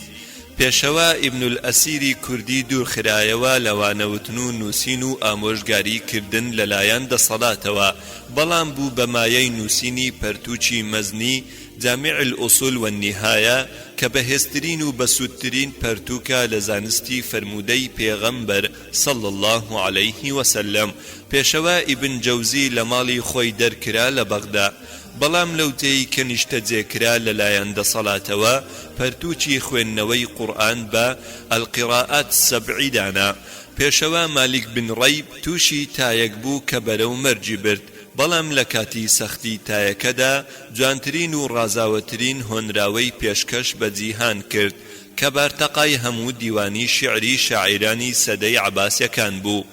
کاتێک کوڕەکانی ئەبی ذوئەیبی هەزەلی مردن لە شەڕدا، بابەکەیان هۆنراوەی ئیلیادەی وت کە خەڵکی هەمووی سەرسام کرد. هۆنراوەیەک بوو بە زمانی عەرەبی، مێژوو ڕێزی لێنا. بنەماڵەی پێشەوا سڵاحەددینی ئەیوبی دەرکران و ئاوارە کران، بەڵام بوون بە ئەستێرەیەکی پڕشنگداری ئاینی ئیسلامی پیرۆزوە تا ڕۆژی دوایی مێژوو ڕۆڵی ئەم بنەماڵەیە لەبیر ناکات.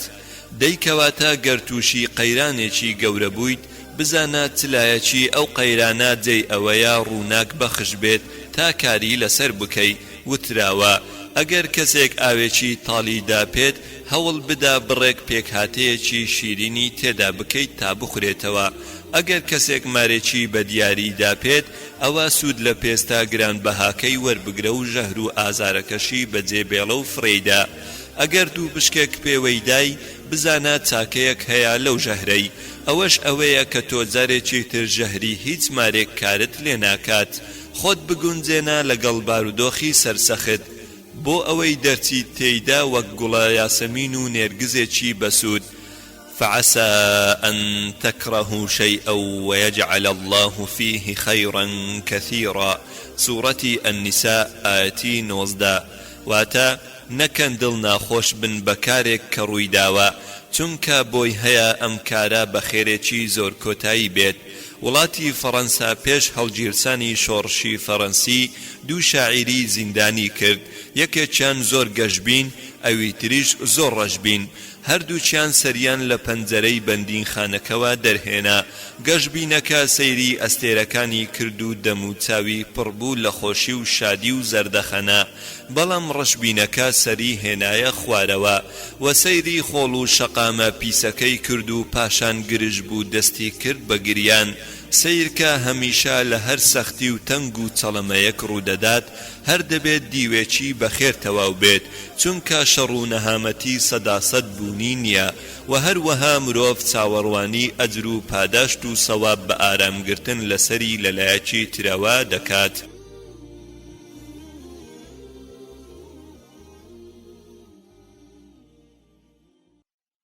خوێنەری بەڕێز ئەم تڕاکە بە کۆتا هات. هۆکاری سێزدەهەم. أَمَّن يُجِيبُ الْمُضْطَرَّ إِذَا دَعَاهُ وَيَكْشِفُ السُّوءَ وَيَجْعَلُكُمْ خُلَفَاءَ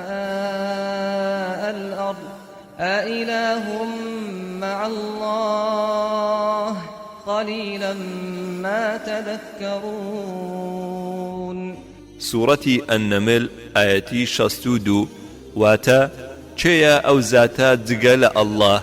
لە تەنگ و چەڵەمە ڕزگارتان دەکات، ئەوە چێە بەندەکانی لە کاتی سەغڵەتی هاواری بۆ دەبن، خەڵکی هانای بۆ دەبن لە کاتی ناخۆشی، هەرچی بوونەوەرێک هەیە پرسیاری میهرەبانی لێ دەکەن، زمانەکان بە یادی تەڕن. ئەو زاتە ئەوەی خاوەن ئەم هەموو سیفاتە جوانانەیە ئەوە تەنها ئەڵڵایە کە هیچ خوایەک نییە جگە لە ئەو. بەڕاستی پێویستە لەسەر من و تۆ بانگی ئەو بکەین لە ناخۆشی و لە خۆشی، لە سەغڵەتی و دەستکورتی، لە هەبوونی خۆشی و هانای بۆ بەرین، لە کاتی تنگانە لە دەرگای ڕەحمەتی ئەو ڕاوەستین و داوای لێ بکەین بە چاوی پڕفرمێسکەوە لە ناخی دڵەوە. لەو کاتەدا میهرەبانی ئەو باڵ دەکێشێ بەسەرماندا، سۆزی ئەو بڵاو دەبێت بە هەموو لایەکدا دەرگای خێر دەکرێتەوە بە ڕووماندا. أَمَّن يُجِيبُ الْمُضْطَرَّ إِذَا دَعَاهُ وَيَكْشِفُ السُّوءَ وَيَجْعَلُكُمْ خُلَفَاءَ الْأَرْضِ أَإِلَٰهٌ مَّعَ اللَّهِ قَلِيلًا مَّا تَذَكَّرُونَ. سورة النمل آياتي 62 واتا چێە ئەو زاتە جگە لە ئەڵڵاه لە تەنگ و چەڵەمە ڕزگارتان دەکات، بەڵێ هەر ئەوە خنکا و ڕزگار دەکات، هەر ئەوە ونبوو شاد دەکاتەوە بە کەس و کاری، نەخۆش چاک دەکاتەوە، ستەم لێکرا و سەردەخات، گومڕا دێنێتە سەرڕێ، غەمی غەمبار ئەڕەوێنێتەوە، دڵی دڵشکا و خۆش دەکات. فإذا ركبوا في الفلك دعوا الله مخلصين له الدين فلما نجاهم إلى البر إذا هم يشركون. سورة العنكبوت آياتي 65 واتا کاتێک لەسەر کەشتی دەبن و کەشتەکەیان خەریکە شەپۆلەکانی دەریا نوقمی بکات، لەو کاتەدا هاواری خوددا دەکەن. من لێرەدا باسی هیچ نزا و پاڕانەوەیەکی تایبەت ناکەم بەلابردنی خەموو پەژارە و ناخۆشی و ئەستەمی، بەڵکو سەرنجت دەگوازمەوە بۆ پەرتووکەکانی فەرموودەی پێغەمبەر صلی الله عليه وسلم، بۆ ئەوەی لەوێ فێربین چۆن بەو پەڕی ئەدەبەوە بانگی خوددا بکەین و هانای بۆ بەرین. دڵنیا بە ئەگەر ئەمەت دروست کرد لە ناختەوە ئەوە گەیشتی بە هەموو ئامانجێکی خۆش، و ئەگەر ئەم ئارامیەت نەدۆزیەوە و نەگەیشتی بە ڕاستەقینەی ئەدەبی داواکردن و نزاکردن، ئەوە بەداخەوە هەموو شتێکی جوان لەدەست دەدەیت. ئایا دەزانیت خودی نزا و دوعا و پاڕانەوە یەکێکە لە جۆرەکانی پەرستنی خوددا، هەروەها بەشێکە لە ڕەزامەندی خوددا، جگە لەوەی خودای گەورە دوعاکەشت وەڵام دەداتەوە و ئاواتت دێنێتە دی. ئەگەر بەندەیەک ئەدەب و هونەری نزاکردن باش بزانێت، ئەوە هەمیشە تووشی دوودڵی نابێت و تووشی بێنەوایی نابێت، چونکە هەموو گوریسێک دەپچڕێ، تەنها گوریسی ئەو نەبێت و هەموو دەرگایەک دادەخرێت، بەڵام دەرگای ئەو کراوەیە و داناخرێت. بانگت دەکات و فەرمانت پێدەکات، نزا و دوعا تەنها بۆ ئەو بێنیت، تەنها لەو داوا بکەی. پێت دەڵێت بەندەکەم تۆ بێهێز و بێتوانە و بێدەسەڵاتیت، منیش باڵا دەست و بەهێز و بەتوانە. وقال ربكم ادعوني أستجب لكم إن الذين يستكبرون عن عبادتي سيدخلون جهنم داخرين. سورة غافر آياتي 60. واتا دوعا و نزاکانتان ئاڕاستەی من بکەن تا منیش وەڵامتان بدەمەوە. ئەگەر بەڵات بەسەر داباری و کێشە ڕووی تێکردی، دەی دەست بکە بە یادکردنی خودای گەورە، هاوار بەناوە جوانەکانی بکە و داوای یارمەتی لێ بکە، نێو چاوانتدا بنەوێنە بۆ ئەو، کوڕنووشی بۆ ببە تا بگەیت بە ئاوات، تا تاجی ئازادی لەسەر بنیت، ملی بۆ دابنێوێنە و ڕکوع و کوڕنووشی بۆ ببە، تا ئاڵای نەجات و سەرکەوتن بەدەست بهێنیت، دەست بڵند بکە بۆ ئەو، زمانت تەڕ بکە بە ناوە جوانەکانی، داوای زۆری لێ بکە، ئلحاح و زیادەڕەوی بکە لە داوەکانتە، چونکە خوددا دوعاچی پێخۆشە کە بە کۆڵ بکرێ و لە ناخی دڵەوە دەربێت. جارێکی تر ئەی خەمەوە یادت، دەستی نزای بۆ بڵند بکە و لە دەرگای بدە و گومانی باشی پێ ببە و دوور بکەرەوە لە داواکردنی غەیری ئەو، تا دڵ خۆش و سەرفراز و براوە بیت لە دنیا و لە دوا ڕۆژ.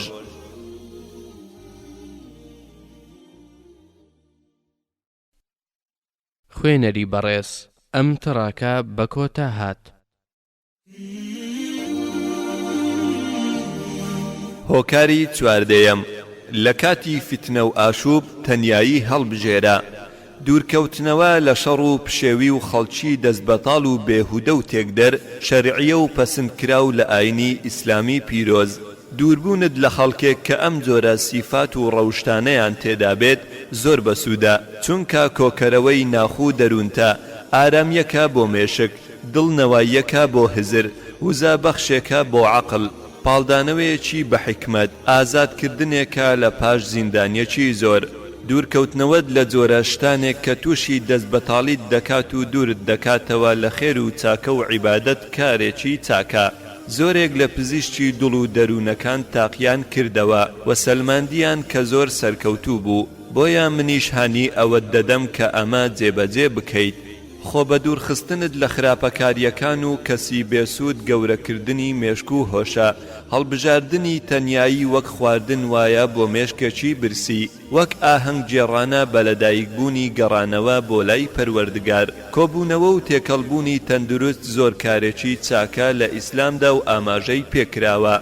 ئەوەیە کە کۆبیتەوە لەگەڵ کۆمەڵێک لە کاتی نوێژەکانتدا، لە هەینی، لە قوتابخانە، لە وەرگرتنی زانست، لە یارمەتیدانی یەکتر بۆ کاری خێر، یان هەر کۆبوونەوەیەک بۆ ئەنجامدانی هەر کارێکی خێر و چاکە. بەڵام ئەم کۆبوونەوە و مەجلیسانەی کە خراپەکاری تێدا ئەنجام دەدرێت و قسەی بێسوودی تێدا دەکرێ، یان کردەوەی ناڕەوای تێدا ئەنجام دەدرێت، یان پیلانی شەڕەنجێزی تێدا ئامادە دەکرێ، ئەمە تکایە خۆتی لێ بەدوور بگرە و لێی هەڵبێ، فرمێسکی پەشیمانی بڕێژە بۆ تاوانەکانی ڕابردووت و پەیمان بدە جارێکی تر نەگەڕێیتەوە سەری، پاشان زمانی خۆت بگرە و تەنیایی لە ماڵەکەتدا هەڵبژێرە لە کاتی پشێوی و فتنە و ئاشوب. تێکەڵبوونی ئاژەڵیانە جەنگێکی نەبراوەیە لەسەر نەفست، شتێکی زۆر ترسناکە لەسەر ئارامی و دڵنەواییت، چونکە تۆ لەگەڵ کەسانی ترسنۆک و بێسوود و نابەجێ ژیانت دەبەیتە سەر. ئەو تێکەڵبوونە لەگەڵ بێسوودەکان هەموو ساتێکی مردنێکە. لەو خەڕەجوو فیکم ما زادوکم ئیلا خەبالا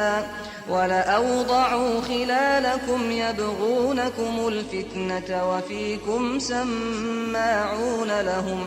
والله عليم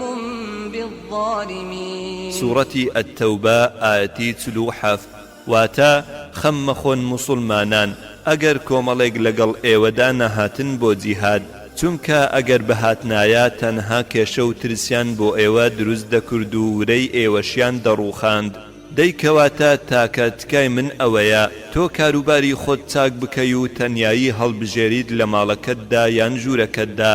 خۆت سەرقاڵ بکەی بە نزیک بوونەوەت لە پەروەردگار بە عیبادەت و تاعەت و خوێندن و خوێندنەوە نەکەی کات و سات و تەمەنت بە فیڕۆ و بێسوود بەریتە سەر زمانت بە غەیبەت و بەجنێ و گومانی خراپ ڕەش بکەی پێشینیان وتویانە هەر کەسێک ویستی خەیاڵ بکات بە ئەسپێک بۆ ئەوەی بیپەڕێنێتەوە و لەگەڵ خەڵکی بێسوود ڕێی کرد ئەوە ماڵ ئاوایی لێ بکە چونکە ئەو بە هیچ دەستی پێکردووە و لەگەڵ دۆڕاوەکاندا ڕۆی و کۆتاییەکەشی هەر هیچە.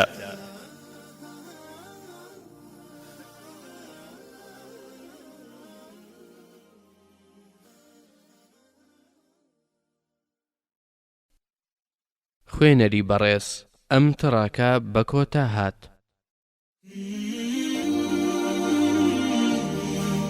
هۆکاری پانزەیەم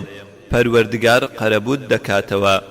ئەگەر خوای گەورە شتێکی لێوەرگرتیتەوە بزانە زۆر بە چاکتر قەرەبوت دەکاتەوە بەڵام بە مەرجێک ئارام بگریت و چاوەڕوانی پاداشت بکەیت لە لای ئەو. خۆشەویستمان پێغەمبەری خوا صلی الله علیه وسلم فەرموویەتی هەر کەسێ دوو خۆشەویستەکەم مەبەستی دوو چاوەکەیەتی لێسەندەوە ئینجا ئارامی گرت ئەوە بە بەهەشت قەرەبووی دەکەمەوە. هەروەها خۆشەویست دەفەرموێ خوای گەورە فەرموویەتی هەر کەسێ ئازیزێکم لێسەندەوە لە دنیا ئینجا ئارامی گرت و چاوەڕێی پاداشتی کرد لە پەروەردگار ئەوە بە بەهەشت قەرەبووی دەکەمەوە. هەر کەسێ کوڕی یان کچی لەدەستچوو خوای گەورە قەرەبووی دەکاتەوە بە قەسرێک لە بەهەشت ناوی کۆشتی ئارامگرتن و سوپاس گوزاران. کەواتە لەسەر ئەمانەی باسم کرد پێوانە و قیاس بکە چونکە ئەمەی باسم کرد تەنها چەند نمونەیەک بوو بۆیە دڵگران مەبە لەسەر بەڵایەک یان موسیبەتێک کە تووشت بوو چونکە ئەو کەسەی کە ئەوەی بۆ دنووسی پاداشتێکی گەورەی لەلایە ئەویش بەهەشت و لێخۆشبوون و قەرەبووکردن و پاداشتی گەورە و مەزنە. بەندە خواناسەکان کاتێ موسیبەتیان بەسەردا ئەبارێ بانگ دەکرێن لە دوا ڕۆژدا لە بەهەشتدا بەم ڕستەیە سلام علیکم بما صبرتم فنعم عقبى الدار. سوڕەتی ئەڕەعد ئایەتی 24 واتە پەروەردگار پێیان دەفەرموێ سڵاوتان لێبێ ئێوەی ئارامگر ئەمڕۆ چاکترین جێ و ڕێتان هەیە حەقا لەسەرمان چاوەڕوانی پاداشتی ئەو بەڵایە بکەین کە تووشمان بوو چونکە ئەوەی لە پاشێوە دێت زۆر خێرا. أولئك عليهم صلوات من ربهم ورحمة وأولئك هم المهتدون. سورة البقرة آياتي 157 واتا ئەوانە ڕەحمەتی خودا و میهرەبانی پەروەردگار بەسەریاندا دەبارێ ئەوانە بەڕاستی ڕێنمووی و هیدایەت دراون. دەی مبارەک و پیرۆستان بێت ئەم پاداشتە گەورەیەی خاوەن موسیبەتەکان. دەی پیرۆستان بێت ئەم قەرەبوو گەورەیە. تەمەنی دنیا کورتە خۆشی و پارە و پولی زۆر کاتیە بەڵام ڕۆژی دوایی نەبراوەیە و کۆتایی نایەت بۆیە هەر کەسێک لێرەدا بەرشاڵاوی موسیبەت کەوت لەولاش پاداشتی گەورە دەدرێتەوە. ئەوەی ماندوو بوو لەم ژیانە لەوێ دەحەسێتەوە بەڵام ئەوانەی دڵیان بە دنیاوە بەستراوەتەوە و خۆیان ڕادستی خۆشیەکانی دنیا کردووە ئەوانە لێرەدا ماندوون و لەولاش بێقەرەبوون. لێرەدا هەمیشە هیلاک و سەرقاڵ لەولاش بێبەخت و بێچارە چونکە ئەمانە تەنها ئەم دنیایەی ئێستایان ویست و هەر لەبەر ئەوەش هەموو نسکە و موسیبەتێک لەلایەن لەم دنیا زۆر گەورە و زۆر سەختە چونکە کەسێک کە تەنها بن پێی خۆی ببینێت ئەوە تەنها ئەم دنیایە دەبینێت و هیچی تر. هۆ ئەو کەسانەی کە تووشی بەڵاو موسیبەت بوون ئەوەی کە تووشتان بووە شتێکە بڕیار دراوە بەڵام لە کۆتاییدا ئێوە هەر براون ئێوە پەیامێکتان بۆ نێردرا لە نێوان دێرەکانیدا پڕە لە سۆز و بەزەی و لوتف و قەرەبوو و پاداشت و چاکە ئەو کەسەی کە تووشی موسیبەت بووە ئەوەی کە دوا بە دوای یەک هەروە بەردەوام تووشی سەغڵەتی دەبێت چاک وایە سەیری ئەنجامەکەی بکەیت. يوم يقول المنافقون والمنافقات للذين آمنوا انظرونا نقتبس من نوركم قيل ارجعوا وراءكم فالتمسوا نورا فضرب بينهم بسور له باب باطنه فيه الرحمة وظاهره من قبله العذاب. سورة الحديد آياتي 13 واتا دەست بەجێ دیوارێک دەکرێت لە نێوان ئیمانداران و دووڕوەکاندا دەواازەیەکیشی تێدایە دیوی ناوە کە ڕووی لە ئیماندارانە ڕەحمەت و بەهەشتا بەڵام دیوی دەرەوە کە ڕووی لە دووڕوەکانە سزا و دۆزەخە ئەوەی لە لای پەروەردگار نەبڕاوەیە و پڕ لە خێرا ئەوەی لە لای خودایە گەورەتر و مەزنترە.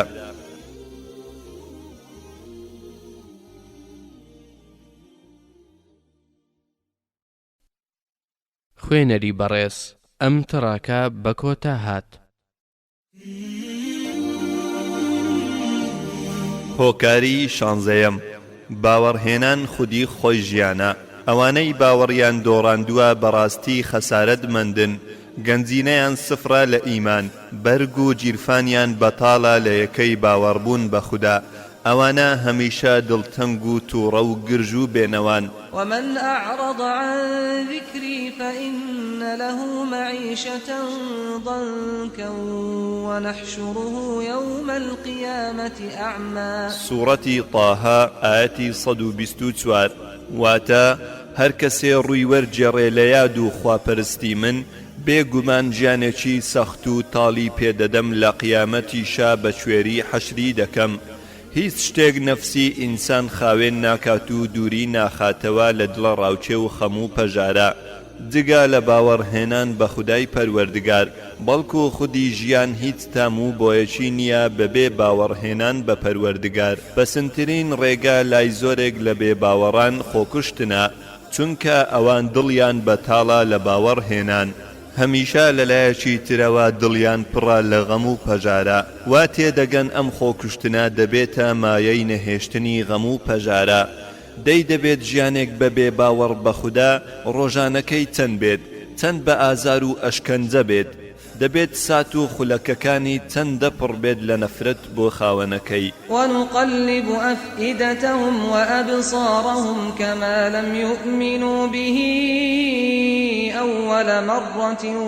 ونذرهم في طغيانهم يعمهون. سورة الأنعام آية 100 واتا دڵ و چاوەکانیان هەڵدەگەڕێنەوە هەر وەک چۆن پێشتر باوەڕیان نەهێنا بوو ئێمەش وازیان لێدێنین لە گومڕاییەکان سەرگەردان بن. ئێستا کاتی ئەوەیە هەموو جیهان بە باوەڕێکی تەواوەوە ڕوو بکەن لە باوەڕهێنان بە پەروەردگاری حەق پاش ئەو هەموو تاقیکردنەوە تاڵانەی بەسەریان هات کاتی ئەوە هاتووە بە باوەڕێکی ڕاستەوە بڵێیت بتپەرستی ئەفسانە بوو بێ باوەڕی نەفرەتە نێردراوان لەلایەن پەروەردگارەوە هاتوون و خوددا حەقا و مڵک هەر بۆ ئەوە و سوپاسگوزاری هەر شایستەی خۆیەتی و دەسەڵاتی بەسەر هەموو شتێکدا زاڵە بە گوێرەی باوەڕەکەتە گەر باوەڕت بە خوددا گەرم و گڕ و بەهێز بێ ئەوە ئارامی دڵنەوەیی و خۆشیت زۆر دەبێت و گەر باوەڕەکەت سست و لاواز و سارد بێت ئەوە دڵ ئارامی و دڵنەوەییت سارد و کەم دەبێت. من عمل صالحا من ذكر أو أنثى وهو مؤمن فلنحيينه حياة طيبة ولنجزينهم أجرهم بأحسن ما كانوا يعملون. سورة النحل آية 97 واتا هەر کەسێک باوەڕدار بێت و کردەوەی چاک بکات تنێریان مێ ئەوە ژیانێکی خۆش و ئاسوودەی پێدەبەخشم لە دنیادا و لە دوا ڕۆژیشدا پاداشتەکەی زۆر گەورەتر دەبێت لەو چاکانەی ئەو کردبووی لە دنیادا. دەزانیت ئەم ژیانە خۆشەی کە پێیان دەبەخشرێ هۆیەکەی چیە؟ چونکە ئەمانە دڵیان جێگیر بوو بە باوەڕهێنان بە خودا، دوور بوون لەو ڕێیانەی کە دووریان دەخاتەوە لە پەروەردگار، بۆیە خوای گەورە ئەم دڵ ئارامیەیان پێدەبەخشێ، تەنانەت لە کاتی قەزا و قەدەریشدا هەر دڵخۆشن، چونکە باوەڕیان هێنا بە خودای پەروەردگار، ڕازی بوون بە ئیسلام دینیان بێت و بە محەممەد صلی الله عليه وسلم پێغەمبەریان بێت.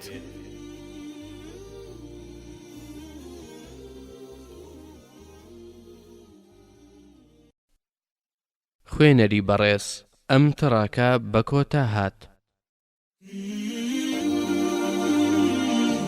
هۆکاری حەڤدەیەم. هەنجوینەکە بەرە، بەڵام کوورەی هەنگەکان مەشکێنە.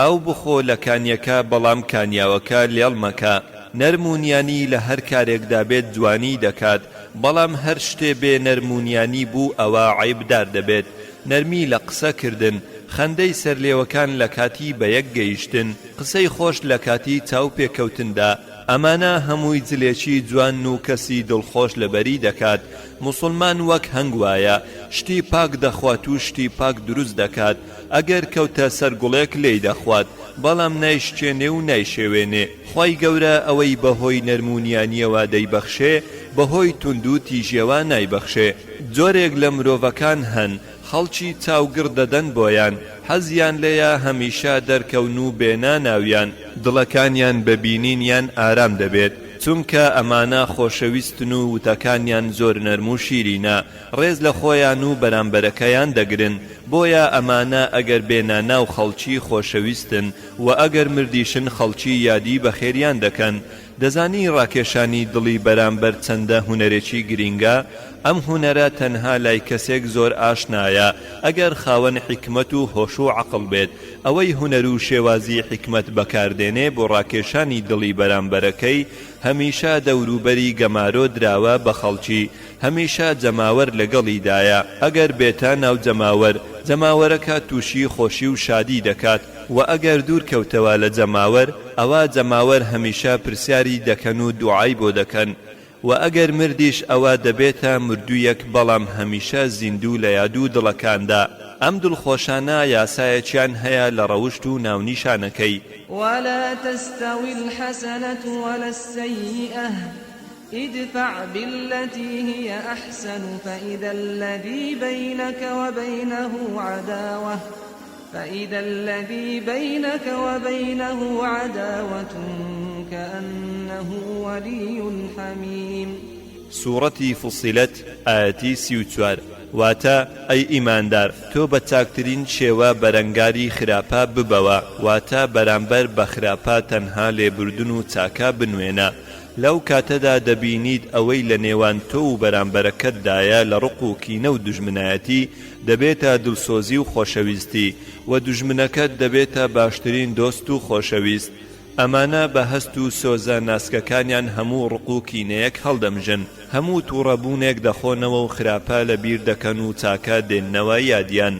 ئەگەر قسەیەک بەرگوێیان بکەوێت، چاکەکانی لێوەردەگرن و خراپەکانی بەجێ دەهێڵن، چونکە ئەو وشە بریندارکەرانە کە لە گوێی ئەواندا جێی نابێتەوە، بەڵکو تێی دەگرن بۆ جێیەک کە بۆ هەمیشە نەگەڕێتەوە. هەر بۆیە ئەوان هەمیشە دڵ ئارامن، چونکە ئەمە خوڕەوشتە جوانەکانیانە.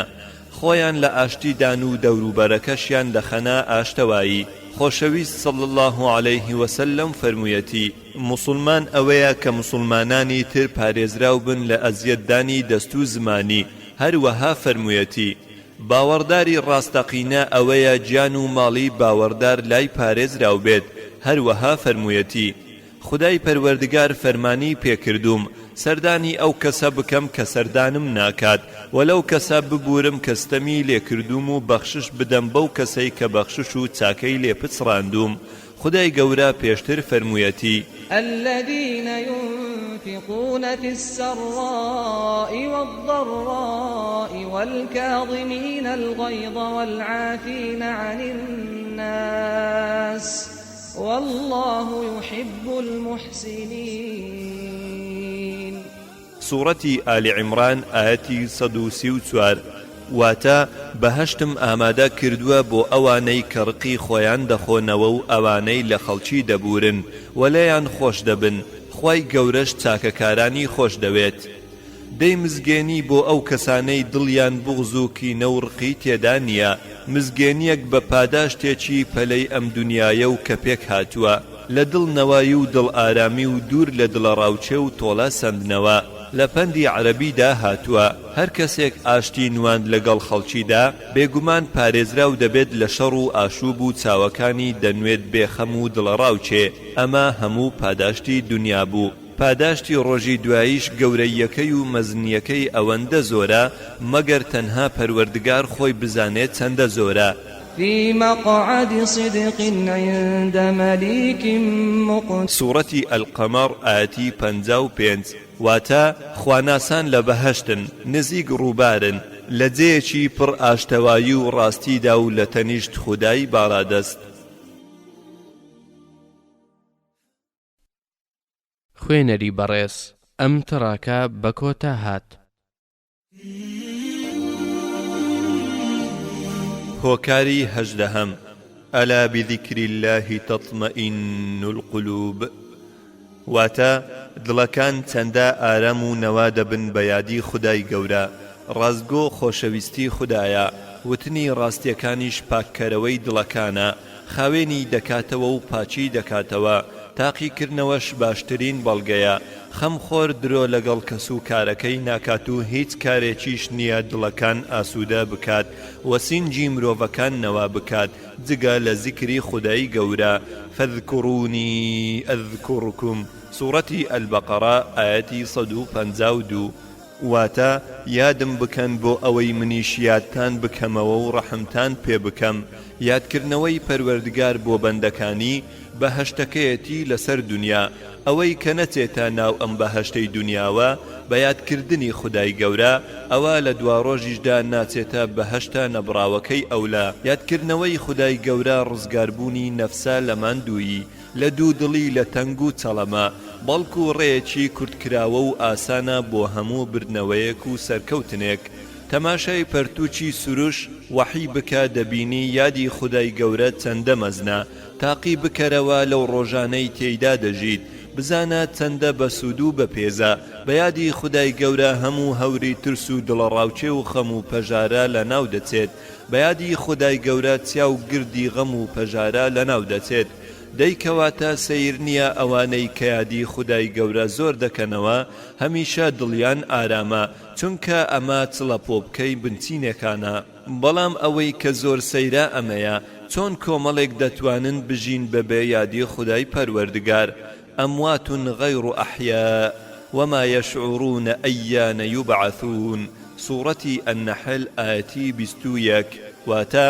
ئەوانەی دوورن لە یادی من زیندون، بەڵام دڵیان مردووە و نازانن کەی مەرگ دێتە ڕێیان و بەسەر شۆڕی ئەچنە بەردەم بارەگای خوددا.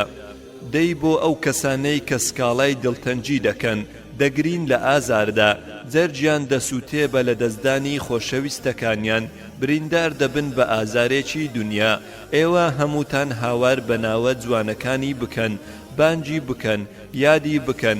داوای ڕەحم و سۆز و بەزەیی لێ بکەن، داوای شتی جوانی لێ بکەن، چونکە ئەو هەموو شتی جوانی لایە و پێشی خۆشە بەندەکانی داوای شتی پاک و جوانی لێ بکەن. زۆری و کەمی دڵخۆشیت پەیوەستە بە یادی خودداوە. گەر زۆر یادت کرد ئەویش یادت دەکات، دڵت خۆش دەکات، ئیسراحەتت پێدەبەخشێت، چونکە یادی خوددا هەموو واتاکانی تەوەکل و متمانەی و پشتبەستان و گەڕانەوە و خۆشەویستی و گومانی باش و چاوەڕوانی دەروی ڕەحمەتی تێدایە. ئەو زۆر نزیکە ئەگەر بانجی بکەیت بیسەری هاوارتە گەرهانای بۆ بەری، وەڵام دەرەوەی داواکانتە. دەی لێی بپاڕێوە و بانجی بکە و هاواری بۆ بەرە و هانای بۆ بەرە. بەناوە جوانەکانی بانجی بکە و زمانت تەڕ بکە بە مەدح و زیکر و دوعا و داواکردن و تۆبە و ئیستیغفار. ئەگەر وات کرد بەڵێن بێت، پەنا و پشت بەخوا هەموو دەرگایەکی خۆشی و ئاشتی و دڵنەوایی و ڕووناچی و بەختەوەریت لێ دەکرێتەوە. فآتاهم الله ثواب الدنيا وحسن ثواب الآخرة والله يحب المحسنين. سوڕەتی ئالی عیمران ئایەتی 148 واتە خودای گەورە پاداشتی دنیای پێبەخشین و پاداشتی گەورەی ڕۆژی دواییش.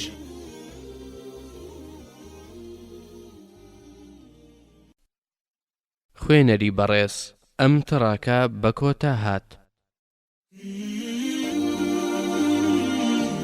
هۆکاری 19 أم يحسدون الناس على ما آتاهم الله من فضله. سورة النساء واتا ئەوانە ئیرەی و حەسوودی بە خەڵکی دەبەن لەسەر شتێک کە خوای گەورە داویەتی پێیان، واتە ئەما کارێکی زۆر خراپە کە ئیرەی دەبەن بە خەڵکی لەسەر ئەو ناز و نیعمەتەی کە پێیانی بەخشیوە. ئیرەی و حەسوودی بردن نەخۆشەکی زۆر گەورەیە، وەک نەخۆشی خۆرەوایە کە بە زمانی عەرەبی پێی دەڵێن ئەلئەکەلە. ئەم نەخۆشیە گۆشتی لاشەی مرۆڤ هەڵدەوەرێنێت تا دەگاتە سەر ئێسقان. حەسوودی و ئیرەیی نەخۆشیەکی درێژ خایەنە، شیرازە و هاوسەنجی لاشەت هەمووی تێک دەدات. پێشینیان وتویانە حەسوود هەمیشە نائارامە، ستەم کارە، بەڵام بەرجی ستەم لێکراوی لەبەر کردووە، دوژمنی سەرسەختە،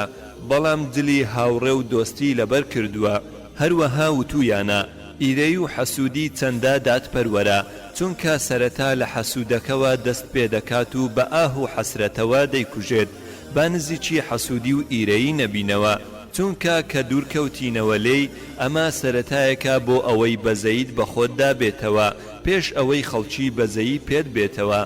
تۆ دەزانیت بۆ حەسوودەی کە دەیکەیت لاشەت پڕ دەکەی لە غەم، هەناوت پڕ دەکەی لە ئاه و حەسرەت و غەم و پەژارە،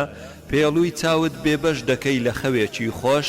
ئەوەی ئیرەیی دەبات بە کەسێکی تر، وەک کەسێکە تەنورێک گەرم بکات و پاشان خۆی بخاتە ناویەوە. حەسوودی و ئیرەیی سەرەتایەکە بۆ نەخۆشیەکانی دەرونی و هێرشێکە بۆ سەر پش و خەوی خۆش و ژیانی ئاسوودە و هەڵسوکەوتی جوان. گەورەترین کێشەی حەسوود ئەوەیە، ئەو ڕەخنەی هەیە لە کاری پەروەردگار، گومانی خراپ دەخاتە پاڵەی خوددا، بێڕەوشتی دەکات لەگەڵ پەروەردگار، چونکە شتێکی پێناخۆشە کە خودای گەورە داویەتی بە بەندەیەک لە بەندەکانی. بۆ ئەو کەسەی کە تووشی حەسوودی و ئیرەیی بووە تۆ نەخۆشی، بەڵام بەبێ ئەوەی هیچ پاداشتێکت هەبێ لای خوای گەورە تۆ خاوەن بەڵاو موسیبەتی، بەڵام بەبێ ئەوەی هیچ چاکەیەکت بۆ بنووسرێت لە دوا ڕۆژدا. ئەم حەسوودی و ئیرەیە هەناوت دەسووتێنێت تا ئەو ڕۆژەی دەتکوژێ بە غەمەوە. هەموو کەسێک بۆی هەیە ببێ بە دۆستت، تەنها حەسوودی ئیرەیی بەرنەبێت، ئەو هیچ سڵح و ئاشتێکی لەگەڵدا ناکرێت، چونکە ئەو دەیەوێت ئەو ناز و نیعمەتانەی کە خودای گەورە داویەتی بە تۆ لێت بسەنێتەوە. سڵح و ئاشتی ئەو تەنها ئەوەیە کە تۆ واز بێنیت لەو بەهرانەی کە خوای گەورە پێی بەخشیوی، تایبەتمەندیەکانت بسڕیتەوە، دانایی و زیرەکیت لە گۆڕ بنیت. ئەگەر ئەمانەت هەمووی کرد بۆی، اینجا ڕەنگە لێت ڕازی بێت، چونکە تۆ هیچ بەهایەکی جوانت نەما وەک ئەوت لێهات. پەنا دەگرین بەخوای گەورە لە شەڕ و خراپەکاری هەموو حەسوود و ئیرەیی بەرێک، چونکە ئەو بەڕاستی وەکمارێکی ڕەشی ژەهراوی بێهودەی لێهاتووە، دڵ ئۆقرە ناگرێ و ئاو ناخواتەوە تا ژەهرە پیسەکەی لە لاشەی بێت تاوانێک جێگیر نەکات. دووبارەی دەکەمەوە،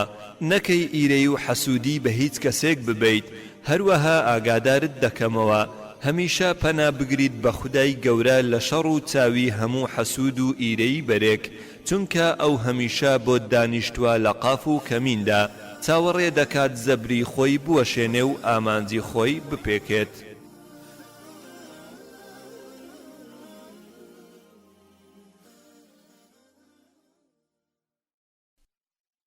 خوێنەری بەڕێز ئەم تڕاکە بە کۆتا هات. هۆکاری 20 ژیان وەرگرە و قبوڵی بکە وەک خۆی. بارودۆخی دنیا نایەڵێت خۆشیەکانت بەردەوام بێت تا سەر. ژیانی دنیا کێشەکانی نەبڕاوەیە، پڕە لە ئازار و کێشەی جۆرا و جۆر. من و تۆش لە ناویدا دەژین، کەواتە ئاساییە ئەگەر هەندێک جار لە تۆز و بایەکمان بۆ بێ و ڕەنگە جۆرا و جۆرەکانی ڕوومان تێبکات. نەوەکان، خێزانەکان و برادەرەکان و چاکەکان و خراپەکان، هیچ کەسێکیان بێبەش نین لە کێشەکانی ئەم سەرزەمینە.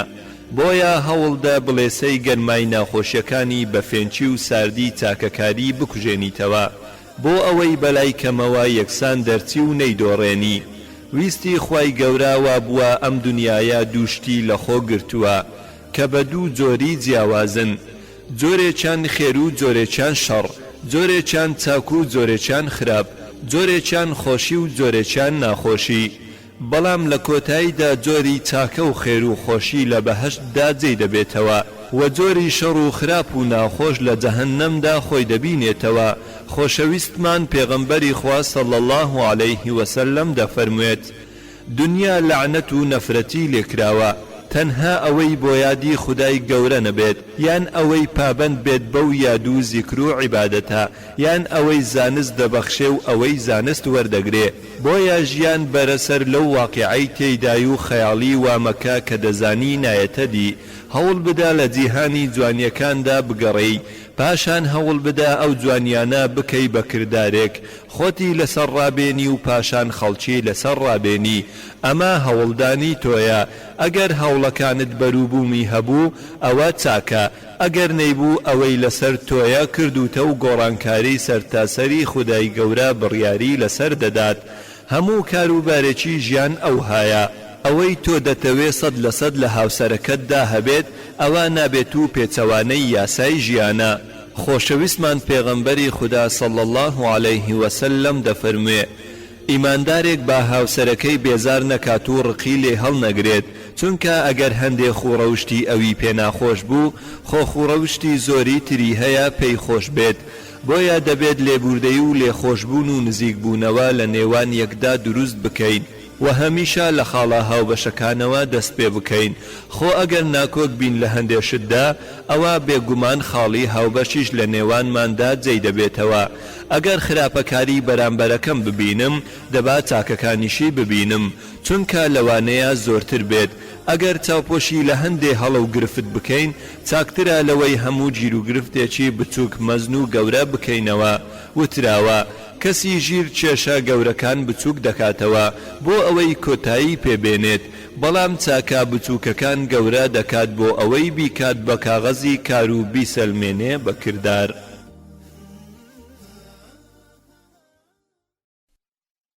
خوێنەری بەڕێز ئەم تڕاکە بە کۆتا هات هۆکاری 21 دڵی خۆت بدەرەوە بە کەسانێ تووشی بەڵای گەورەتر بوونە ئاوەڕ لە لای چەپ و ڕاستت بدەرەوە بێگومان دەبینی خەڵکی چەند تووشی بەڵا و کێشە و موسیبەت بوون زۆربەی ماڵەکان بێگومان پرسەی تێدا بووە زۆربەی ڕوومەتەکان دەبێت ڕۆژێک لە ڕۆژان فرمێسکی پێدا هاتبێتە خوارەوە هەموو مرۆڤێک لە ژیانیدا تووشی نسکۆ بووە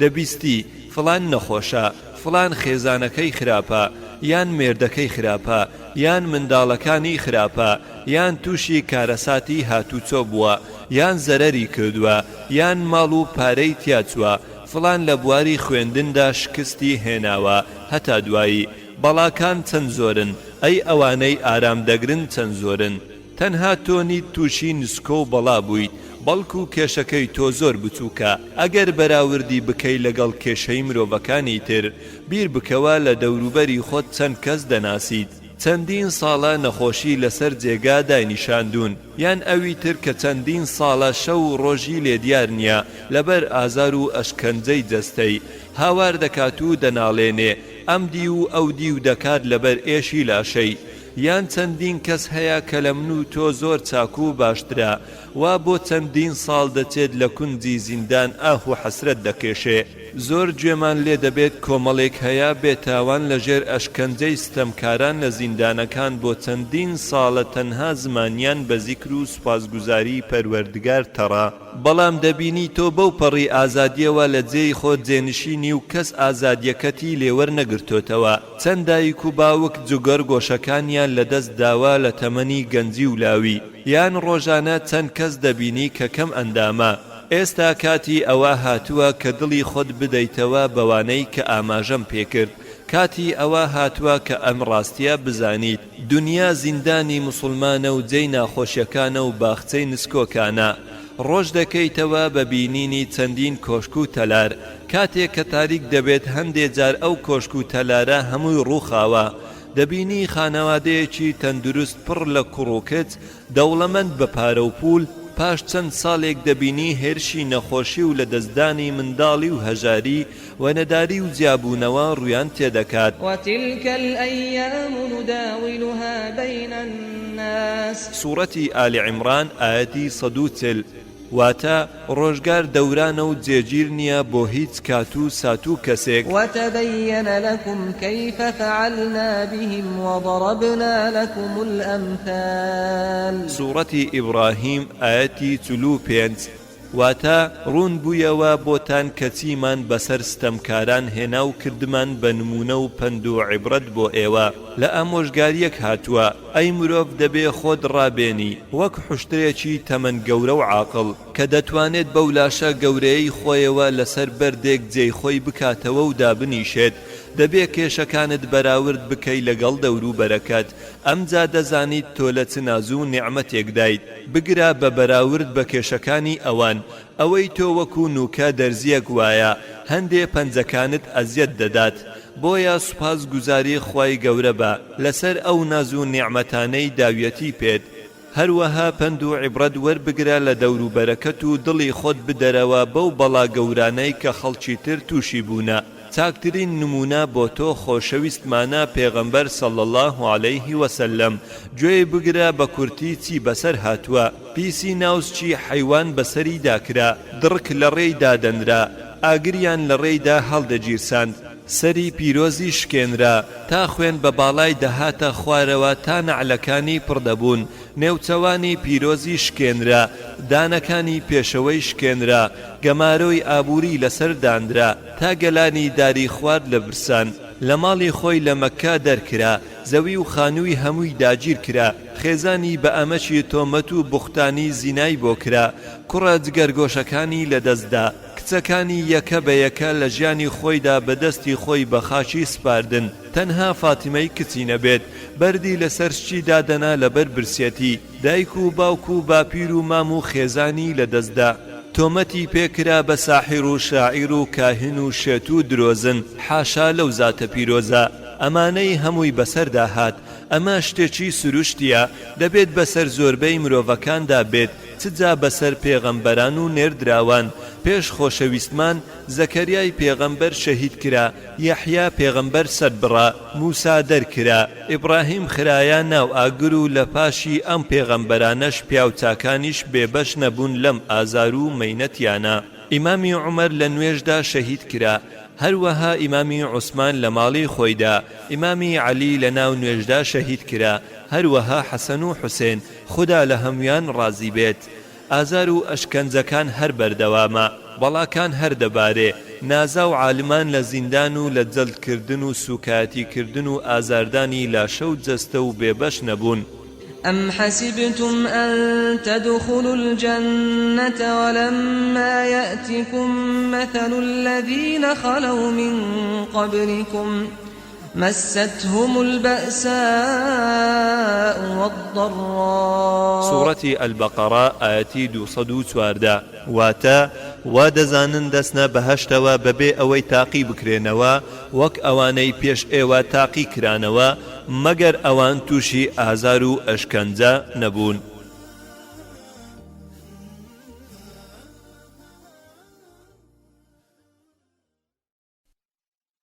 خوێنەری بەڕێز ئەم تڕاکە بە کۆتا هات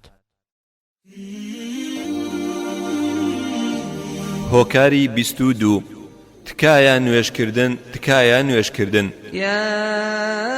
أيها الذين آمنوا استعينوا بالصبر والصلاة سورة البقرة آياتي 153 واتا أي إيمان داران بودل نوايتان دست بگرن بآرامی و نوێژکردن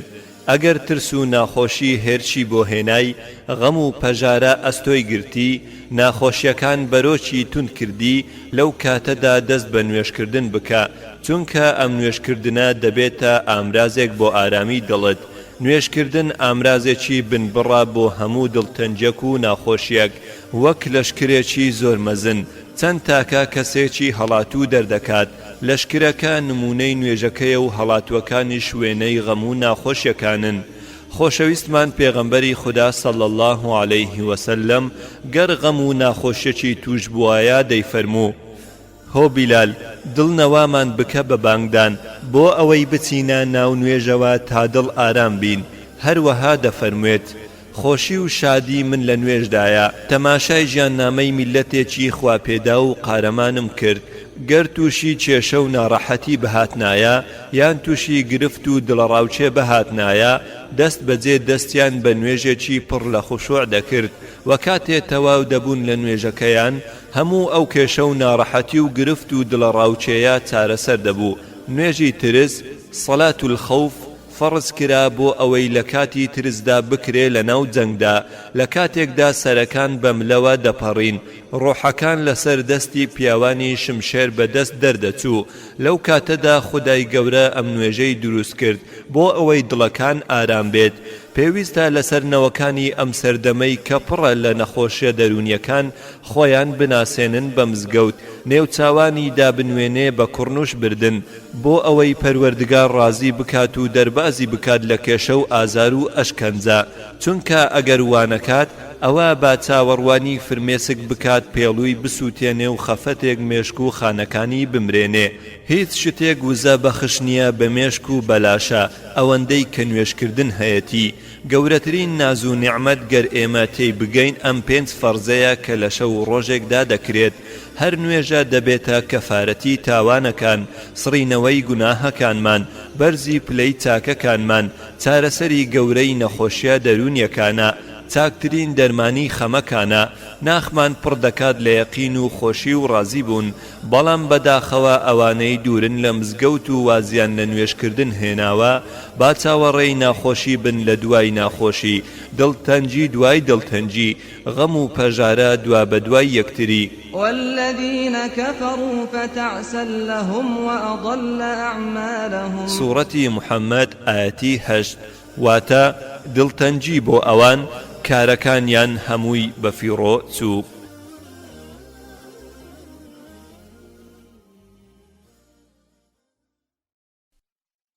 خوێنەری بەڕێز ئەم تڕاکە بە کۆتا هات.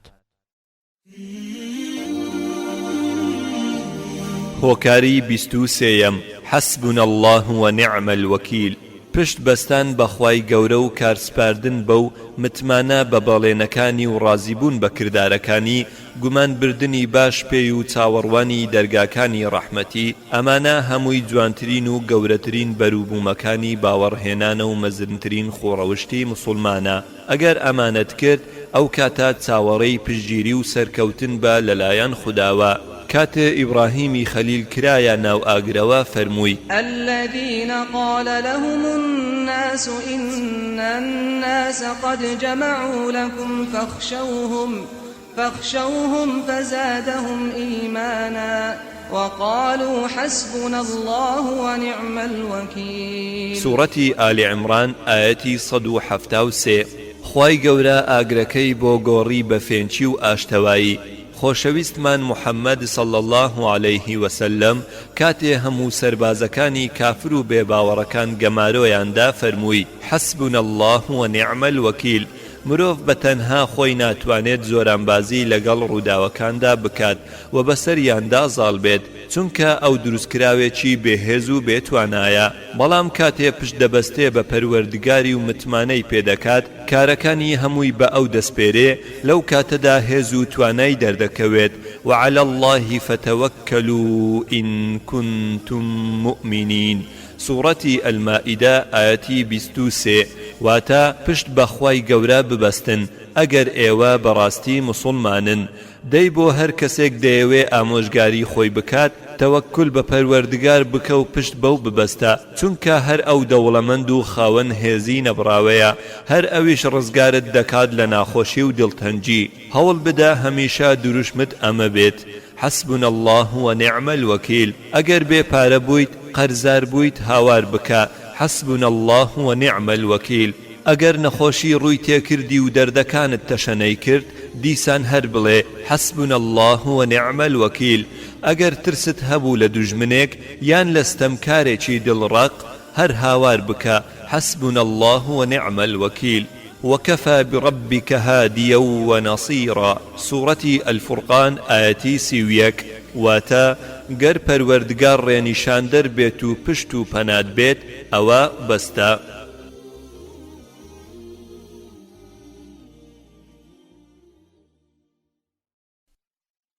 خوێنەری بەڕێز ئەم تڕاکە بە کۆتا هات. هۆکاری 24 قل سیروا فی الأرض واتە بڕۆن بگەڕێن و بسوڕێن لەسەر زەوی. کارێکی تر لەو کارانەی دەبێتە مایەی دڵخۆشی و خەم و خەفەت لابردن سەفەرکردن و گەشت و گوزارکردنە لەسەر پارچەکانی زەوی و تەماشاکردنی ئەم کەونە جوانەی خودای باڵادەست دروستی کردووە.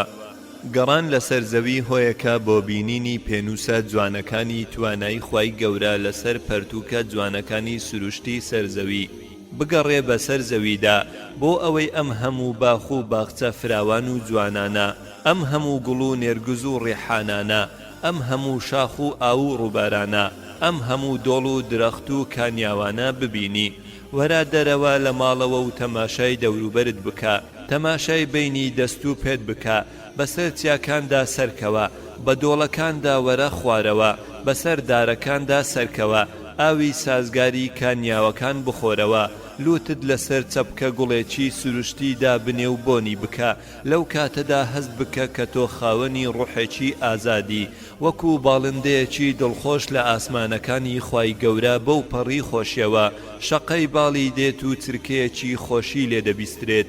وەرە دەرەوە لە ماڵەکەتدا و پەردەی ڕەش لەسەر چاوە جوانەکان تالادا، تا جوانی خەڵقەندەی خوای گەورە ببینی بە زمانێکی تەڕ بە زیکر و یادی پەروەردگار. خۆ زیندانیکردن نەژوورێکدا لەگەڵ دەست بەتاڵیەکی زۆردا ڕێیەکی زۆر ئاسانە بەرەو ئینتیحار و خۆکوشتن. خۆ زیندانیکردن لە ژوورێکدا واتای ئەوە نییە ئەو ژوورە هەموو جیهان بێت، کەواتە خۆت لە ژیانی تەنیایی ژوورەکەت دەرکەو بەرەو جیهانێکی گەورە و مەزن. بەڵام بەڕاستی خۆ بەدەستەوەدان بۆ خەمەکان پێچەوانەی خواستی مرۆڤی ژیرە. انفروا خفافا وثقالا وجاهدوا بأموالكم وأنفسكم. سورة التوبة آياتي 31. واتا دەرچن بگەڕێن لە پێناو خوای گەورە بە پیادە و بە سوار ئەسب، و تێبکۆشن لە پێناوی خوددا بە ماڵ و بە سامان و بە نەفسی خۆتان. وەرا قورئان بخوێنە لە نێوان ئەم سروشتە جوانەی کە پەروەردگار دایمەزراندووە، لە نێوان جریوەی باڵندەکان و خوڕەی ئاو و ڕووبارەکان. بزانە ئەمە چەند دڵخۆشت دەکات. سەفەر و گەشت و گوزار لە پانایی زەوی دەرمانێکە. پزیشکانی دەروونناسی بە پێویستی دادەنێن زۆر جار بۆ کەسی نەخۆش یان بۆ کەسی گۆشەگیر لە کونجی تاریکی ژوورەکەیدا. دەیکەواتە با بڕۆین سەفەر و گەشت و گوزار بکەین بۆ ئەوەی دڵخۆش و دڵ ئارام بین و بیر بکەینەوە لە گەورەی جوانی خوددا. ويتفكرون في خلق السماوات والأرض ربنا ما خلقت هذا باطلا سبحانك فقنا عذاب النار. سورة آل عمران آياتي 191. واتا خەڵکی ژیر بیر دەکەنەوە لە گەورەی و مەزنی ئەو خودایی کە دانەری زەوی و ئاسمان و ئەم سروشتە جوانەیە. پاشان دەڵێن خودایە پاچی و بێگەردی هەر بۆ تۆیە، بە دوورمان بخەیتەوە لە ئاگری دۆزەخ. خوێنەری بەڕێز ئەم تڕاکە بە کۆتا هات. هۆکاری 25. فەصەبڕ جەمیل. خۆڕازاننەوە بە سەبر و ئارامی ڕەوشتێکی جوانی مرۆڤی عاقڵە. ئەوانەی هەواڵی ناخۆش بەو پەڕی سنگێکی فراوانەوە وەردەگرن و بەهێز و ئیرادەیەکی پۆڵایینەوە ڕوبەڕووی سەختیەکان دەبنەوە، بەڕاستی زۆر ژیر و عاقڵن. دەی من پرسیارێک دەکەم لە خۆم و لە تۆ، ئەگەر ئارام نەگرین لەسەر کێشەکان یان ڕێگایەکی تر هەیە؟ ئایا چارەسەرێکی ترمان هەیە جگا لە ئارامگرتن؟ ئایا دەرمانێکی ترت هەیە جگا لە ئارامگرتن؟ پیاوێکی زۆر مەزن و گەورە هەبوو، وەکو تەختەی شانۆی لێ هات بوو، بەڵام موسیبەتەکان لەسەری نواندنیان دەکرد. بەڵاو موسیبەتەکان ئەوەندە زۆر بوون لە یەکێکیان ڕزگاری نەدەبوو ئەویدی بەپەلە دەبووە میوانی بەڵام ئەو خۆی ئامادە کردبوو بە ئارامی و بەو پەڕی متمانە بە خودداوە وەکو سەربازێک بوو هەموو لاشەی پڕ لە قەڵغانی ئارامی بوو دەیگوت بەڵاو موسیبەتەکان لە پڕدا دەردەکەون و دەیانەوێت چۆکم پێدا بدەن بەڵام ئەوان نازانن من چه ئارامیەکم بۆیان ئامادە کردووە تا کێشەی قورسم بۆ ئامادەکەن منیش هەتا دەتوانم ئارامی جوانیان پێنیشان دەدەم خوێنەری بەڕێز دەبینیت مرۆڤە بەرزەکان چۆن زۆرانبازی لەگەڵ کێشە و بەڵاو موسیبەتەکان دەکەن نەک تەنها ئەوەندە بەڵکو لە زۆرانبازیەکەشدا هەمیشە براوە دەبن کاتێ چوونە سەردانی ئیمامی ئەبوو بەکر خودای لێ ڕازی بێت لە کاتی سەرەمەرجیدا پێیان وت ئەی جێنشینی خۆشەویست درودی خوای لەسەر بێت ئایا پزیشکێکت بۆ بانگ نەکەین فەرمووی ئەو منی بینی وتیان ئەی چی وت فەرمووی ئەو بە منی وت ئەو وتی من ئەوەی بمەوێ ئەیکەم و هیچ بربەستێک نییە لە ڕێم مەبەستی ئیمامی ئەبوو بەکریش خودای تەعالایە پیا و چاکێک سەردانیان کرد لە کاتی نەخۆشیدا و پێیان وت کوێت دێشێ وتی نەفسەکان دەمرن بە ئازارەکانیانەوە و ئەوەی لە دەوروبەری منیشدایە هەست بە ئازارەکان ناکات واتە مەبەستی ئەم پیا و چاکە ئەوە بوو کە من ئارام دەگرم لەسەر ئازارەکان و ناهێڵم کەس هەستی پێ بکات واصبر وما صبرك إلا بالله سوڕەتی النەحل ئاەتی 127 واتە ئارام بگرە چونکە ئارامیەکەت لە پێناوی خودایە دەی ئارام بە بەڵام ئارامگرتنێک پڕ لە متمانە بۆ ئەوەی دەرگای ڕەحمەتت بۆ بکرێتەوە تۆ متمانەت بە کەسێک هەیە کە زانایە بە هەموو کەسێک تۆ متمانەت بە زاتێکە کە چاوەڕێی پاداشتێکی زۆر گەورەی لێ دەکەی تۆ متمانەت بە زاتێک هەیە لە پاش ڕزگاربوونت لە بەڵاو موسیبەتەکان هیچ گوناهێکت نەماوە ئارام بگرە ئەگەر ئەو بەڵاو موسیبەتانەی لە دەوروبەرتدایە مەزن و گەورە بوو ئارام بگرە ئەگەر بەڵاو موسیبەتەکان دەوروبەرتی هەموو تاریک کردبوو ئارام بگرە ئەگەر ئەو بەڵاو موسیبەتانە ڕێیا ڕاستە جوانەکەی تۆی تاریک کردووە چونکە سەرکەوتن لەگەڵ ئارام گرتنە هەروەها کرانەوەی دەرگای ڕەحمەت لە پاشی ناخۆشی دەبێت فإن مع العسر يسرا إن مع العسر يسرا سوڕەتی ئەشەڕەح ئاەتی 5 تاوەکو ئاەتی 6 واتە لە پاش هەموو ناخۆشیەک خۆشیەک دێت لە ژیاننامەی کۆمەڵێک کەسی ژیر و عاقڵ لەم دنیایەدا خوێنمەوە بەڵام موسیبەتەکان ئەوەندە گەورە و مەزن بوو وەک دڵۆپە بارانێکی زۆر بوو بەسەریاندا دەباری بەڵام سەبر و ئارامیان ئەوەندە گەورەتر بوو وەکو چایەکی جێگیر لە توند و تۆڵیەکەیدا کە هیچ شتێک کاریگەری لێ ناکات بۆیە دەبینی لە ژیانی ئەم مرۆڤە مەزنانە کاتێک کە ئەوها بە سەبر و تەحەمل و ئارامگرتنەوە ڕوبەڕووی کێشەکانیان دەبوونەوە کاتێکی کەمی نەدەبرد دەمانبینی لە ژیانیاندا دەرگاکانی ڕەحمەت بەڕوویاندا دەکرایەوە وەکو چۆن تیشکی خۆر لە بەرەبەیاندا بەرەو ڕوخسار و نێوچاوانەکان دێت نەک هەر ئەوەندە بەڵکو هەندێکیان ئازایەتی و بەرەنگادی خۆیان دەنواند بەرامبەر بە بەڵاو موسیبەت و کێشەکان ئەوە تا کەسێکی ساڵح و ئارامگر و ئازا کاتێ بەڵاو کێشە و موسیبەتەکان ڕووی تێدەکرد دەیوت ئادەی دنیا چیترت هەیە لە بەڵاو موسیبەت بەڵێنت پێدەدەم بەقەدەر ئەوە ئارامیت پێنیشان ئەدەم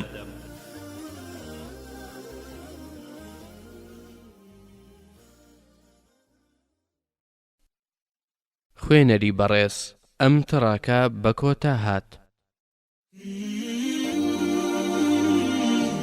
هۆکاری 26ەم کێشەکانی گۆی زەوی هەمووی لەسەرتدا هەڵمەگرە کۆمەڵە خەڵکێک هەیە لە ناخیاندا شەڕێکی زۆر گەورە هەڵدەگیرسێنن کاتێک کە دەستنە سەر جێگا بۆ نووسن تەنانەت بیر لە گەورە و بچووکی ئەم جیهانە دەکەنەوە و ئەگەر ئەو شەڕەی لە ناو ناخیان کۆتایی هات دەستکەوتەکانی کۆمەڵە نەخۆشیەکە وەکو برینداربوونی گەدا بەرزبوونەوەی پاڵەپەستۆی خوێن بەرزبوونەوەی شەکرا لە خوێندا ئەمانە وەکو ئەوەوان کە شەڕی جیهان هەمووی بکەن خۆیان دەسووتێنن لەگەڵ ڕووداوەکانی جیهاندا خدا نەکات ئەگەر لە جەیەکدا کەمێک باران دوا بکەوێ لە کاتی خۆی یان هەندێ نرخی کاڵاکان بەرز ببێتەوە یان نرخی دراوەکان کەمێک دابەزێ یان بەرز ببێتەوە هەر کارێکی بچووک ڕوو بدات ئەمانە زۆر گەورەی دەکەنەوە و تووشی دڵەڕاوچێ دەبن بەڵکو هەمیشە ڕەشبین و نائومێدن هەمیشە ماندوو هیلاک و دوور لە ئارامی دڵ و ئاسوودەین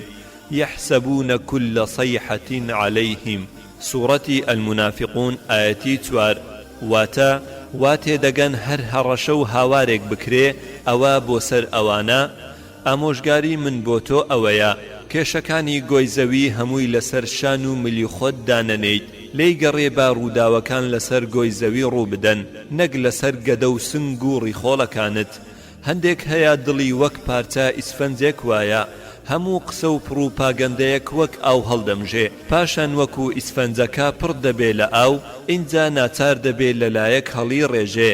ئەم جۆرە دڵا تێک دەشکێت و جەستەش هەموو هەراسان دەکات لاشەیەک ئەگەر دڵ و مێشکێکی بەم جۆرە بەڕێوەی بەرێ وەک ئۆتۆمبیلێکی نوێ وایە بەڵام بە مەکینەیەکی کۆن و ڕزی و کەسی خاوەن مەبدەئی ڕاست و بڕوایەکی پۆڵاین کاتێ پند و عیبرەتەکان ئەبینێ باوەڕی پێی زیاد دەبێت بەڵام کەسی بێمەبدە و بێبنچینە ئەو کێشانەی بەسەری دێت ترس و دڵەڕاوچەی بۆ زیاد دەکات و خۆشی دەبێت بە عیبرەت بۆ خەڵکی لە کاتی ترس و ڕووداوی نەخوازرا و هیچ شتێک لەوە باشتر نییە کە دڵێکی پۆڵاین و قارەمانت هەبێت چونکە خاوەن ئەو دڵە هەمیشە بەرەو پێشەوە دەڕوات بە شاقاوێکی جێگیر و بە بیرکردنەوەیەکی وریایانە و بە دڵێکی ئاسوودە و بە مێشکێکی زۆر ئارام هەنگاو دەنێت بەڵام دڵی ترسنۆک بەداخەوە هەموو ڕۆژێک چەند جارێک خۆی دەکوژێ و خۆی ئینتیحار دەکات چونکە هەر پڕوپاگەندە و وتە و ترسێک دەکاتە ماڵ لەسەر خۆی ئەگەر ویستت ژیانێکی جێگیرت هەبێ ئەوە دەبێت بەرەنگاری کێشەکان بکەیت بە چاونەترسی و ئازایەتی ولا يستخلفنك الذين لا يوقنون سوورەتی الروم ئاەتی 60 واتە ئەوانەی باوەڕدار نین مەهێڵە سوکایەتیت پێ بکەن و لێت بشێوێنن ولا تكو في ضيق مما يمكرون سوورەتی النحل ئاەتی 127 واتە دڵتەنگ مەبە و بەو پلانانەی کەسی خراپ دەیگێڕێ هەمیشە هەوڵ بدا پۆڵا بیت بەرامبەر بە کێشەکان وەکو ڕەشەبایەکی زۆر بەهێز و وەکو شاخێکی جێگیر داوای ڕەحمەت ئەکەم لە پەروەردگار بۆ خاوەن دڵە لاوازەکان چونکە بەڕاستی ڕۆژانە دەیان کێشەی بچووک دەیان هەژێنێ وەلەتەجیدەنەهم ئەحرەسە الناسی عەلە الحەیاة سوورەتی البەقەرە ئاەتی 96 واتە لە هەموو خەڵک بەپەرۆشترن لەسەر ژیانی دنیا هەرچ جۆرە ژیانێک بێت بەڵام ئەوانەی دڵەکانیان پڕە لە متمانە بە خودای پەروەردگار و چاوەڕوانی یارمەتی لەو دەکەن و پشت بەو دەبەستن و بە بەڵێنەکانی پەروەردگار متمانەیان هەیە ئەوانە بەڕاستی خاوەن کەسایەتی جوان و بەهێزن فأنزل سكينة عليهم سوورەتی الفتح ئاەتی 18 واتە پەروەردگار دڵ ئارامی دادەگرێ بەسەریاندا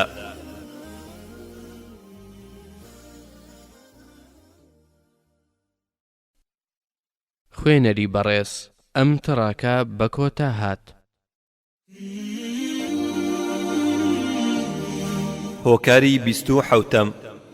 باشتە کەم و بێنرخەکان نەدڕوخێنن چەندین غەم و پەژارە هەیە کاتێ دەگەڕێیتەوە سەر هۆیەکەی دەبینی هۆیەکی زۆر لاواز بوو پێویستی نەدەکرد ئەوەندە گەورە بکرێت و ببێت بە کێشەیەکی ئەوها گەورە تەماشای دووفاقەکان و دووڕوەکان بکە دەبینی چەند ورەیان ڕووخاوە و چەند بێهێزن لە ناخەوە ئەمەش وتەکانیانە کە قورئانی پیرۆز بۆمان باز دەکات وقالوا لا تنفروا في الحر سوورەتی التەوبە ئاەتی 81 واتە بە یەکتری دەڵێن لە کاتی گەرمادا مەجەنگن لە پێناوی خودادا ومنهم من يقول ائذن لي ولا تفتني سوورەتی التەوبە ئاەتی 49 واتە لێم گەڕێبا لە ماڵەوە دانیشم و تووشی سەغڵەتیم مەکەن ئین بویوتەنا عەورە سوورەتی الأحزاب ئاەتی 13 واتە کەسم نییە لە ماڵ تا ئاگای لە ماڵ و مناڵەکانم بێت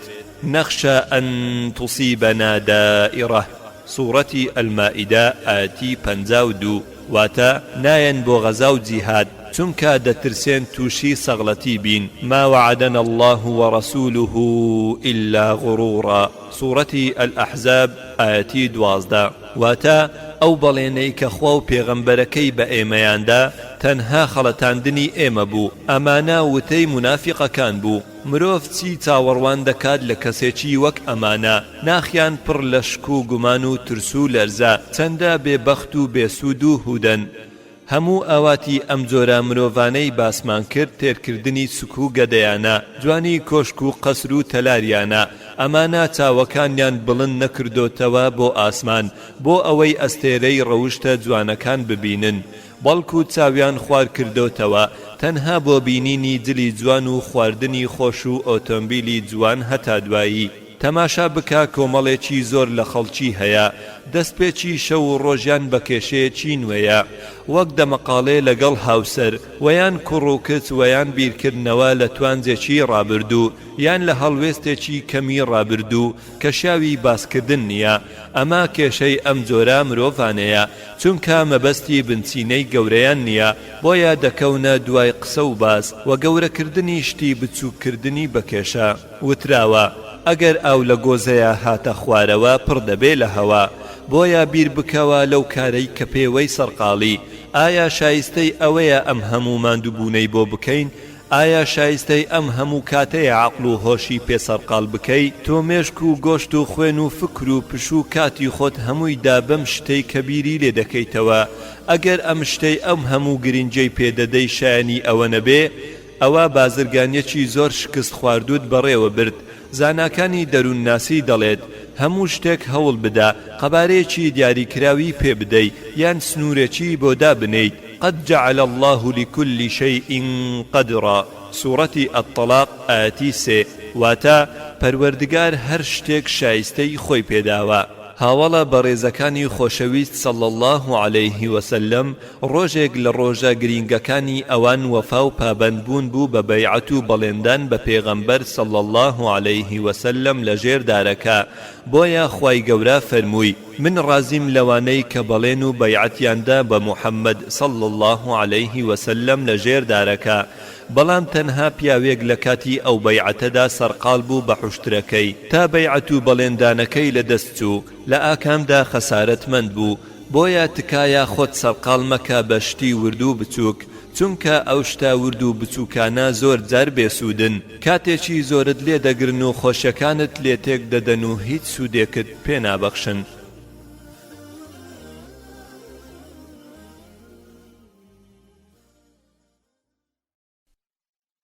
خوێنەری بەڕێز ئەم تڕاکە بە کۆتا هات. هۆکاری 28. ڕازی بە بەش و قسمەتی خوددا، دەبیتە دەوڵەمەندترین کەس. بە ئاسانیشی دەکەمەوە و دەڵێم ڕازی بە بەوەی پەروەردگار پێی بەخشیوی لە لاشە و لە ماڵ و هاوسەر و خانوو بەرەو وەچە و بلیمەتی تایبەتمەندی خۆت، چونکە ئەمە لە قورئاندا باس کراوە. فخذ ما آتيتك وكن من الشاكرين. سوورەتی الأعراف ئاەتی 144. واتە ڕازی بە بەوەی کە داومە پێت و سوپاس گوزار بە. زۆربەی زانایانی پێشەوە و پیاوچاکانی سەدەی یەکەمی زێڕینی ئیسلام هەژار بوون، نەخزمەتکاریان هەبوو نەپاسەوان، بەڵام لەگەڵ ئەوەشدا دڵخۆش بوون و دڵی دەوروبەرەکەی خۆیان بگرە و مرۆڤایەتیان خۆش کرد. ئەمانە ئەوەی کە خوددا دابووی پێیان بە جوانترین شێوە بەکاریان دەهێنا، بۆیە بەرەکەت کەوتە تەمەن و کات و بلیمەتیان. بە پێچەوانەی ئەم تاقمەوە کۆمەڵێکی تر خاوەن ماڵ و مڵک و خان و خێزان و نەوە و کەسایەتی، بەڵام بەداخەوە سوودیان لەم هەموو نیعمەتانەی خودای گەورە وەرنەگرت و ڕازی نەبوون بەم بڕا، بەڵکو پەلیان کوتا بۆ زیاتر و دەستیان کرد بە زیادەڕۆیی تاوان و زوڵم. بۆیە ئەم ماڵ و مڵکەیان بوو بە نەفرەتێک و هۆیەک بۆ ئەوەی ژیانیان ناخۆش بێت و خەسارەتمەندی دواڕۆژ بن. بەڕاستی ئەمانە لەسەر فیترەت و ڕێگای ڕاست لایاندا. بۆ نمونە قارون و فرعون و هامان و نەمرود و عاد و ثەمود و ئەبوو لەهەب و ئەبوو جەهل و سەدان کەسی تر کە ئەمە عاقیبەتەکەیان بوو. بۆیە دەبینین بەو پەڕی ڕوونی و ئاشکرایی کە پارە و پوڵ و ماڵ و سامان هەموو جارێ نابێتە هۆی بەختەوەری، بەڵکو زۆر جاریش دەبێتە مایەی نەهامەتی و دڵەڕاوچێ و خەسارەتمەندی. با نمونەیەکی ترت بۆ بێنمەوە بڕوانە لە زانکۆ و کۆلێژەکان چەند خاوەن بڕوانامەی بەرز و بڵند دەبینی چەند دکتۆر و پرۆفیسۆر دەبینی بەڵام کاتێ ژیانیان دەپشکنیت دەبینی ئەو بڕوانامەیەی زۆریان بووەتە هۆی نەهامەتی و هیچ سوودێکی نەبوو نەبۆ خۆی و نەبۆ دەوروبەرەکەی بەڵکو بوونی ئەو لەو پۆستە تەنها زەحمەتە نەک ڕەحمەت زیان بەخشە نەک سوود بەخش لە هەمان کاتدا کۆمەڵێک ئەبینین بڕوانامەیەکی سەرەتایی یان ئامادەیی هەیە بەڵام وەکو ڕووبارێکی خێر وایە کە هەتایە خەڵک لە خێر و بەرەکەتەکەی دەخوات یان وەک بارانێکە کە زەوی و ئاژەڵ و مرۆڤەکان لێی سوودمەند دەبن دەیکەواتە ئەگەر دەتەوێت دڵخۆشبی پشت بە خوددا ببەستە و ڕازی بە بەو بەشەی داویەتی پێت ڕازی بە بەو بنەماڵەیەی لێی هاتووی ڕازی بە بە ڕەنگ و دەنگ و فکر و هۆش و ڕزق و تەندروستیت لای هەندێک لە پیاوچاکان وابوو کە لەوەش کەمکەنەوە کە قسمەتیان بوو چونکە پێیان وابوو پەروەردگار ڕزق و نیعمەتی زۆری داوا پێیان بۆیە پێویستە هەندێکی لێ بدەن بە کەسانی تر ئەمەش ناویان لێ نابوو زەهد و تەقەشوف خوێنەری خۆشەویست فەرموو ئەمە کۆمەڵە نمونەیەکی زۆر جوانی خەڵکانێکە ناویان وەک ئەستێرێک ئەدرەوشێتەوە لە ئاسمانی عاقڵ و ژیرەکان یەکەم عەطا بن ئەبی ڕەباح زانای بەرزی هەرە بەناوبانجی سەدەی خۆی کۆیلەیەکی ڕەشپێستی گۆجی پرچلول بەڵام بوو بە زانای سەردەم دووەم ئەلئەحنەف بن قەیس خاوەن لاشەیەکی لاواز و پشتچەماوە لاق و لار بەدخۆراک بەڵام ناوبانجی دەرکرد بە عاقڵ و لەسەر خۆترین مرۆڤ کە توانی کێشەی نێوان زۆرێک لە هۆزەکانی چارەسەر کرد سێیەم ئەلئەعمەش کۆیلە بوو خاوەن دوو چاوی لاواز دەست کورت و هەژار دل دڕا و پینە کراو بێ ماڵ و بێجێ بەڵام ئەعمەش بوو بە گەورەترین و بەناوبانگترین محەدیث واتە گەورەترین کەس لە سەدەی خۆی لە جێڕانەوەی فەرموودەی پێغەمبەر صلى الله عليه وسلم ئەگەر سەیری ژیاننامەی پێغەمبەران بکەین سەلامی خودایان لەسەر بێت داود ئاسنگەر بوو زەکەریا دارتاش بوو ئیدریس خەیات بوو هەتا دوایی کەواتە قیمەت و بەهای تۆ بەهرەکانتە و کردارە چاکەکانتە و سوودبەخشینە بە بەندەکانی خوددا بۆیە بە هیچ شێوازێ دڵتەنگ مەبە لەسەر جوانیەک کە پێت نەبەخشراوە یان ماڵێک کە پێت نەدراوە یان نەوە و وەچەیەک کە پێت نەدراوە چونکە ئەمانە هەمووی خێری تێدایە بۆ تۆ نحن قسمنا بينهم معيشتهم في الحياة الدنيا سورة الزخرف آياتي 32 واتا خدای گەورە دەفەرمێت من هەر کەسێک بەش و قسمەتی خۆیم پێبەخشیوە لە ژیانی دنیا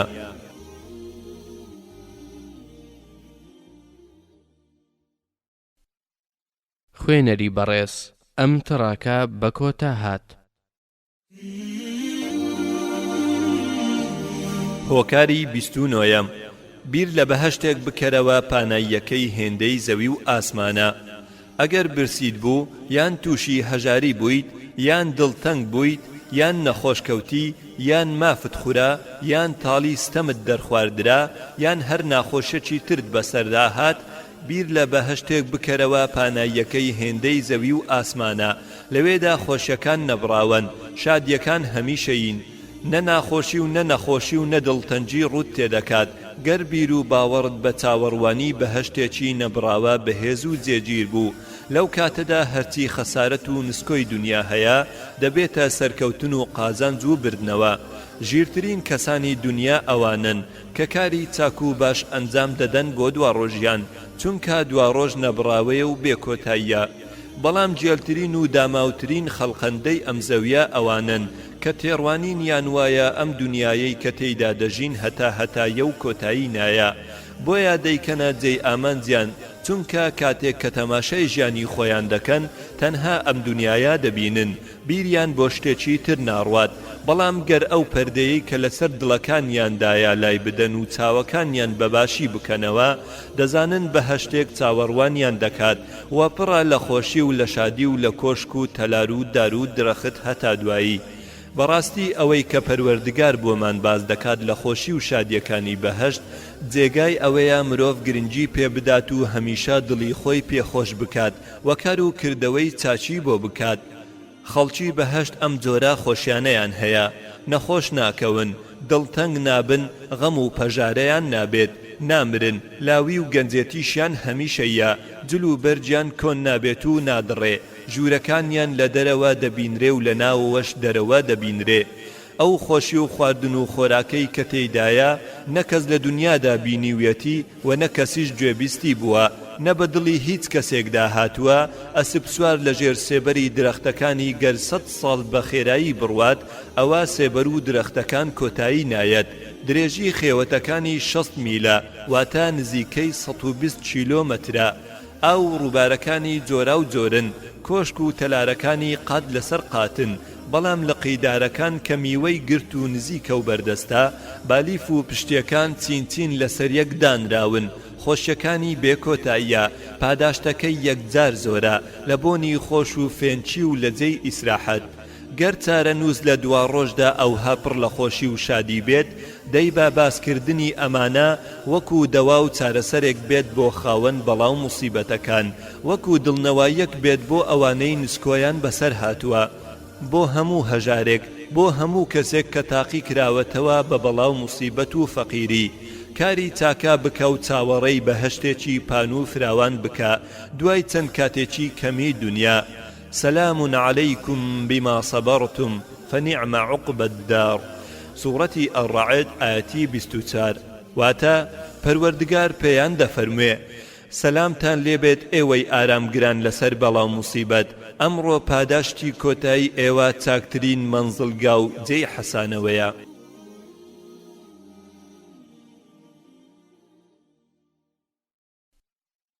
خوێنەری بەڕێز ئەم تڕاکە بە کۆتا هات هۆکاری سیەم و کۆتایی وەکەذالیکە جەعەلناکم ئوممە واتە بەڕاستی من ئێوەم بە ئوممەتێکی میانڕە و ناوەند داناوە واتە میانڕە و لە ڕووی عیبادەت و خواپەرستی و هەموو شتێکی تر میانڕەوی و وەسیەت پەسند کراوە لە ڕووی شەرع و عەقڵەوە بۆیە هەر کەسێک بەختەوەری ویست دەبێ خۆڕاگر بێت و سۆز و هەستی کاریگەریەکی ئەو تۆی لەسەر نەبێ کە زیادەڕۆیی بکات لە کارەکانی یان کەم تەرخەمی بکات بەڵکو خۆڕاگر بێت لە کاتی تووڕەبوون و هەڵچوون و خۆشی و مزگەێنی شەرعی خوای گەورە حکمی کردووە لەسەر زەوی بەدات پەروەری و ئەمری کردووە بە هەڵسەنگاندنی کارەکان بە تەرازوی عەدل و دادپەروەری بۆیە ژیانیش هەر ئەوها دامەزراوە هەر کەسێ خۆی ڕادستی ئارەزوو حەزەکانی کورد و دەری بڕی بە شێوەیەکی کرداریان گفتار دەبێتە مایەی ئەزیەتدانی خۆی و دەوروبەرەکەی ئەوەی کە لە ناو دڵیدا جەنگێکی دروست کە پێک هاتبێت لە خەیاڵ و وەهم و ڕق و کینە و ئیرەیی ئەوە ژیانێکی پڕ لە تاریکی و سێبەرێکی پڕ لە دووکەڵی ڕەش و هەورێکی پڕ لە غەم و پەژارە بەدەست دێنێت بەڵکو هەمیشە وا تێدەگات ئەم جیهانە هەمووی دژایەتی ئەکات وا تێدەگات هەموو خەڵکی لە پلاندایە بۆ شکست هێنان بەو زیادەڕەوی لە خۆپاراستنێک کە ببێتە مایەی ترسان و ترسنۆکی لە ڕووی شەرعەوە قەدەغە کراوە هەروەها لای بەندەکانیش بە شتێکی سووک و ناشرین هەژمار کراوە پێشینیان وتویانە زۆربەی ئەوەی مرۆڤەکان لێی دەترسن ڕوونادات بەڵام دەتوانی پێش ئەوەی ئەو کارانەی لێی دەترسی ڕووبدات پێشبینی خراپترین ڕووداو بکەیت بۆ ئەوەی بتوانی چارەسەرە بەراییەکانی بۆ ئامادە بکەیت و خۆتی لەسەر ڕابێنی ڕوودەکەمە تۆی عاقڵ و ژیر دەڵێم تکایە هەموو کارێک گرنگی خۆی بدەرێ و هیچ کارێ زیاد لە قەبارەی خۆی گەورەتر مەکەرەوە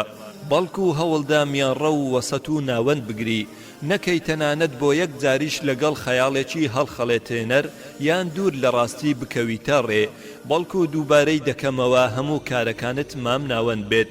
گوێ بگرە لەم فەرمودەیەی خۆشەویستمان صلی الله عليه وسلم چۆن ڕق لێبوون لە تەرازوی شەرعدا باز دەکات دەفەرموێت ئەو کەسەی کە زۆر خۆشت دەوێ ئەوەندە خۆشت بوێ ئەگەر ڕۆژێک لە ڕۆژان بوو بە دوژمنت بتوانی بەبێ ئەو بژیت هەروەها ئەوەندەش ڕق هەڵگرا لەو کەسەی ڕقت لێتی ئەگەر ڕۆژێک لە ڕۆژان چاک بوویت لەگەڵیدا بتوانی خۆشەویستی دروست بکەیتەوە عسى الله أن يجعل بينكم وبين الذين عاديتم منهم مودة والله قدير والله غفور رحيم سورة الممتحنة آياتي 7 واتە ڕۆژێ لە ڕۆژان دێت خودای گەورە ئێوە و ئەوانەی دوژمنایەتی هەبوو لە نێوانتاندا دەیکات بە خۆشی و خۆشەویستی خوای گەورە توانای ئەمەی هەیە هەروەها خوای گەورە میهرەبان و بەخشندەیە دووبارەی دەکەمەوە زۆر لەو ترس و ناخۆشیانەی کە مرۆڤەکان چاوەڕوانی دەکەن و بۆ خۆیانی پێشبینی دەکەن هیچ ڕاستێکی نییە و نایەتە دی لە کۆتاییدا ئەمسی هۆکارەی نووسراوە خوێنەر ناتوانێت سوودی لێوەربگرێت تاکو نەیکات بە کردار و جێبەجێی نەکات هەوڵ بدە ئەمسی هۆکارە لە خۆت و لە ماڵ و لە خێزان و لە کار و لە ژیان و هەڵس و کەوتت جێبەجێ بکەیت تاکو خۆشترین ژیان بەدەست بێنی یان ژیانێکی خۆشترت دەستکەوێ لەوەی لە ڕابردوو هەتبوو ژیانێکی خۆش و پڕ لە دڵنەوایی و دڵ ئارامی لە دنیا و پاشان بردنەوەی بەهشتی دواڕۆژیش ومنهم من يقول ربنا آتنا في الدنيا حسنة وفي الآخرة حسنة ربنا آتنا في الدنيا حسنة وفي الآخرة حسنة وقنا عذاب النار سورة البقرة آياتي 201 واتا خدایا پێمان ببەخشە خۆشی و چاکەکانی دنیا هەروەها خۆشی و چاکەکانی دواڕۆژ خدایا لە ئاگری دۆزەخ بە دوورمان خەیت سبحان ربك رب العزة عما يصفون وسلام على المرسلين والحمد لله رب العالمين کۆتایی هات سوپاس بۆ پەروەردگار خوێنەری بەڕێز ئەم کتێبە بە کۆتا هات هۆکاری سیەم و کۆتایی وەکەذالکە جەعەلناکم ئوممە واتە بەڕاستی من ئێوەم بە ئوممەتێکی میانڕە و ناوەند داناوە واتە میانڕە و لە ڕووی عیبادەت و خواپەرستی و هەموو شتێکی تر میانڕەوی و وەسیەت پەسند کراوە لە ڕووی شەرع و عەقڵەوە بۆیە هەر کەسێک بەختەوەری ویست دەبێ خۆڕاگر بێت و سۆز و هەستی کاریگەریەکی ئەوتۆی لەسەر نەبێ کە زیادەڕۆیی بکات لە کارەکانی یان کەم تەرخەمی بکات بەڵکو خۆڕاگر بێت لە کاتی تووڕەبوون و هەڵچوون و خۆشی و مزگەێنی شەرعی خوای گەورە حکمی کردووە لەسەر زەوی بەدات پەروەری و ئەمری کردووە بە هەڵسەنگاندنی کارەکان بە تەرازوی عەدل و دادپەروەری بۆیە ژیانیش هەر ئەوها دامەزراوە هەر کەسێ خۆی ڕادستی ئارەزوو حەزەکانی کورد و دەری بڕی بە شێوەیەکی کرداریان گفتار دەبێتە مایەی ئەزیەتدانی خۆی و دەوروبەرەکەی ئەوەی کە لە ناو دڵیدا جەنگێکی دروست کە پێک هاتبێت لە خەیاڵ و وەهم و ڕق و کینە و ئیرەیی ئەوە ژیانێکی پڕ لە تاریکی و سێبەرێکی پڕ لە دووکەڵی ڕەش و هەورێکی پڕ لە غەم و پەژارە بەدەست دێنێت بەڵکو هەمیشە وا تێدەگات ئەم جیهانە هەمووی دژایەتی ئەکات وا تێدەگات هەموو خەڵکی لە پلاندایە بۆ شکست هێنان بەو زیادەڕەوی لە خۆپاراستنێک کە ببێتە مایەی ترسان و ترسنۆکی لە ڕووی شەرعەوە قەدەغە کراوە هەروەها لای بەندەکانیش بە شتێکی سووک و ناشرین هەژمار کراوە پێشینیان وتویانە زۆربەی ئەوەی مرۆڤەکان لێی دەترسن ڕوونادات بەڵام دەتوانی پێش ئەوەی ئەو کارانەی لێی دەترسی ڕووبدات پێشبینی خراپترین ڕووداو بکەیت بۆ ئەوەی بتوانی چارەسەرە بەراییەکانی بۆ ئامادە بکەیت و خۆتی لەسەر ڕابێنی ڕوودەکەمە تۆی عاقڵ و ژیر دەڵێم تکایە هەموو کارێک گرنگی خۆی بدەرێ و هیچ کارێ زیاد لە قەبارەی خۆی گەورەتر مەکەرەوە بەڵکو هەوڵدا میانڕە و وەسەت و ناوەند بگری نەکەی تەنانەت بۆ یەک جاریش لەگەڵ خەیاڵێکی هەڵخەڵێتێنەر یان دوور لە ڕاستی بکەویتە ڕێ بەڵکو دووبارەی دەکەمەوە هەموو کارەکانت مام ناوەند بێت گوێ بگرە لەم فەرمودەیەی خۆشەویستمان صلی الله عليه وسلم چۆن ڕق لێبوون لە تەرازوی شەرعدا باز دەکات دەفەرموێت ئەو کەسەی کە زۆر خۆشت دەوێ ئەوەندە خۆشت بوێ ئەگەر ڕۆژێک لە ڕۆژان بوو بە دوژمنت بتوانی بەبێ ئەو بژیت هەروەها ئەوەندەش ڕق هەڵگرا لەو کەسەی ڕقت لێتی ئەگەر ڕۆژێک لە ڕۆژان چاک بوویت لەگەڵیدا بتوانی خۆشەویستی دروست بکەیتەوە عسى الله أن يجعل بينكم وبين الذين عاديتم منهم مودة والله قدير والله غفور رحيم سورة الممتحنة آياتي حفظ واتە ڕۆژێ لە ڕۆژان دێت خودای گەورە ئێوە و ئەوانەی دوژمنایەتی هەبوو لە نێوانتاندا دەیکات بە خۆشی و خۆشەویستی خوای گەورە توانای ئەمەی هەیە هەروەها خوای گەورە میهرەبان و بەخشندەیە دووبارەی دەکەمەوە زۆر لەو ترس و ناخۆشیانەی کە مرۆڤەکان چاوەڕوانی دەکەن و بۆ خۆیانی پێشبینی دەکەن هیچ ڕاستێکی نییە و نایەتە دی لە کۆتاییدا ئەمسی هۆکارەی نووسراوە خوێنەر ناتوانێت سوودی لێوەربگرێت تاکو نەیکات بە کردار و جێبەجێی نەکات هەوڵ بدە ئەمسی هۆکارە لە خۆت و لە ماڵ و لە خێزان و لە کار و لە ژیان و هەڵس و کەوتت جێبەجێ بکەیت تاکو خۆشترین ژیان بەدەست بێنی یان ژیانێکی خۆشترت دەستکەوێ لەوەی لە ڕابردوو هەتبوو ژیانێکی خۆش و پڕ لە دڵنەوایی و دڵ ئارامی لە دنیا و پاشان بردنەوەی بەهشتی دواڕۆژیش ومنهم من يقول ربنا آتنا في الدنيا حسنة وفي الآخرة حسنة ربنا آتنا في الدنيا حسنة وفي الآخرة حسنة وقنا عذاب النار سورة البقرة آياتي 201 واتا خدایا پێمان ببەخشە خۆشی و چاکەکانی دنیا هەروەها خۆشی و چاکەکانی دواڕۆژ خدایا لە ئاگری دۆزەخ بە دوورمان خەیت سبحان ربك رب العزة عما يصفون وسلام على المرسلين والحمد لله رب العالمين کۆتایی هات سوپاس بۆ پەروەردگار خوێنەری بەڕێز ئەم تڕاکە بە کۆتا هات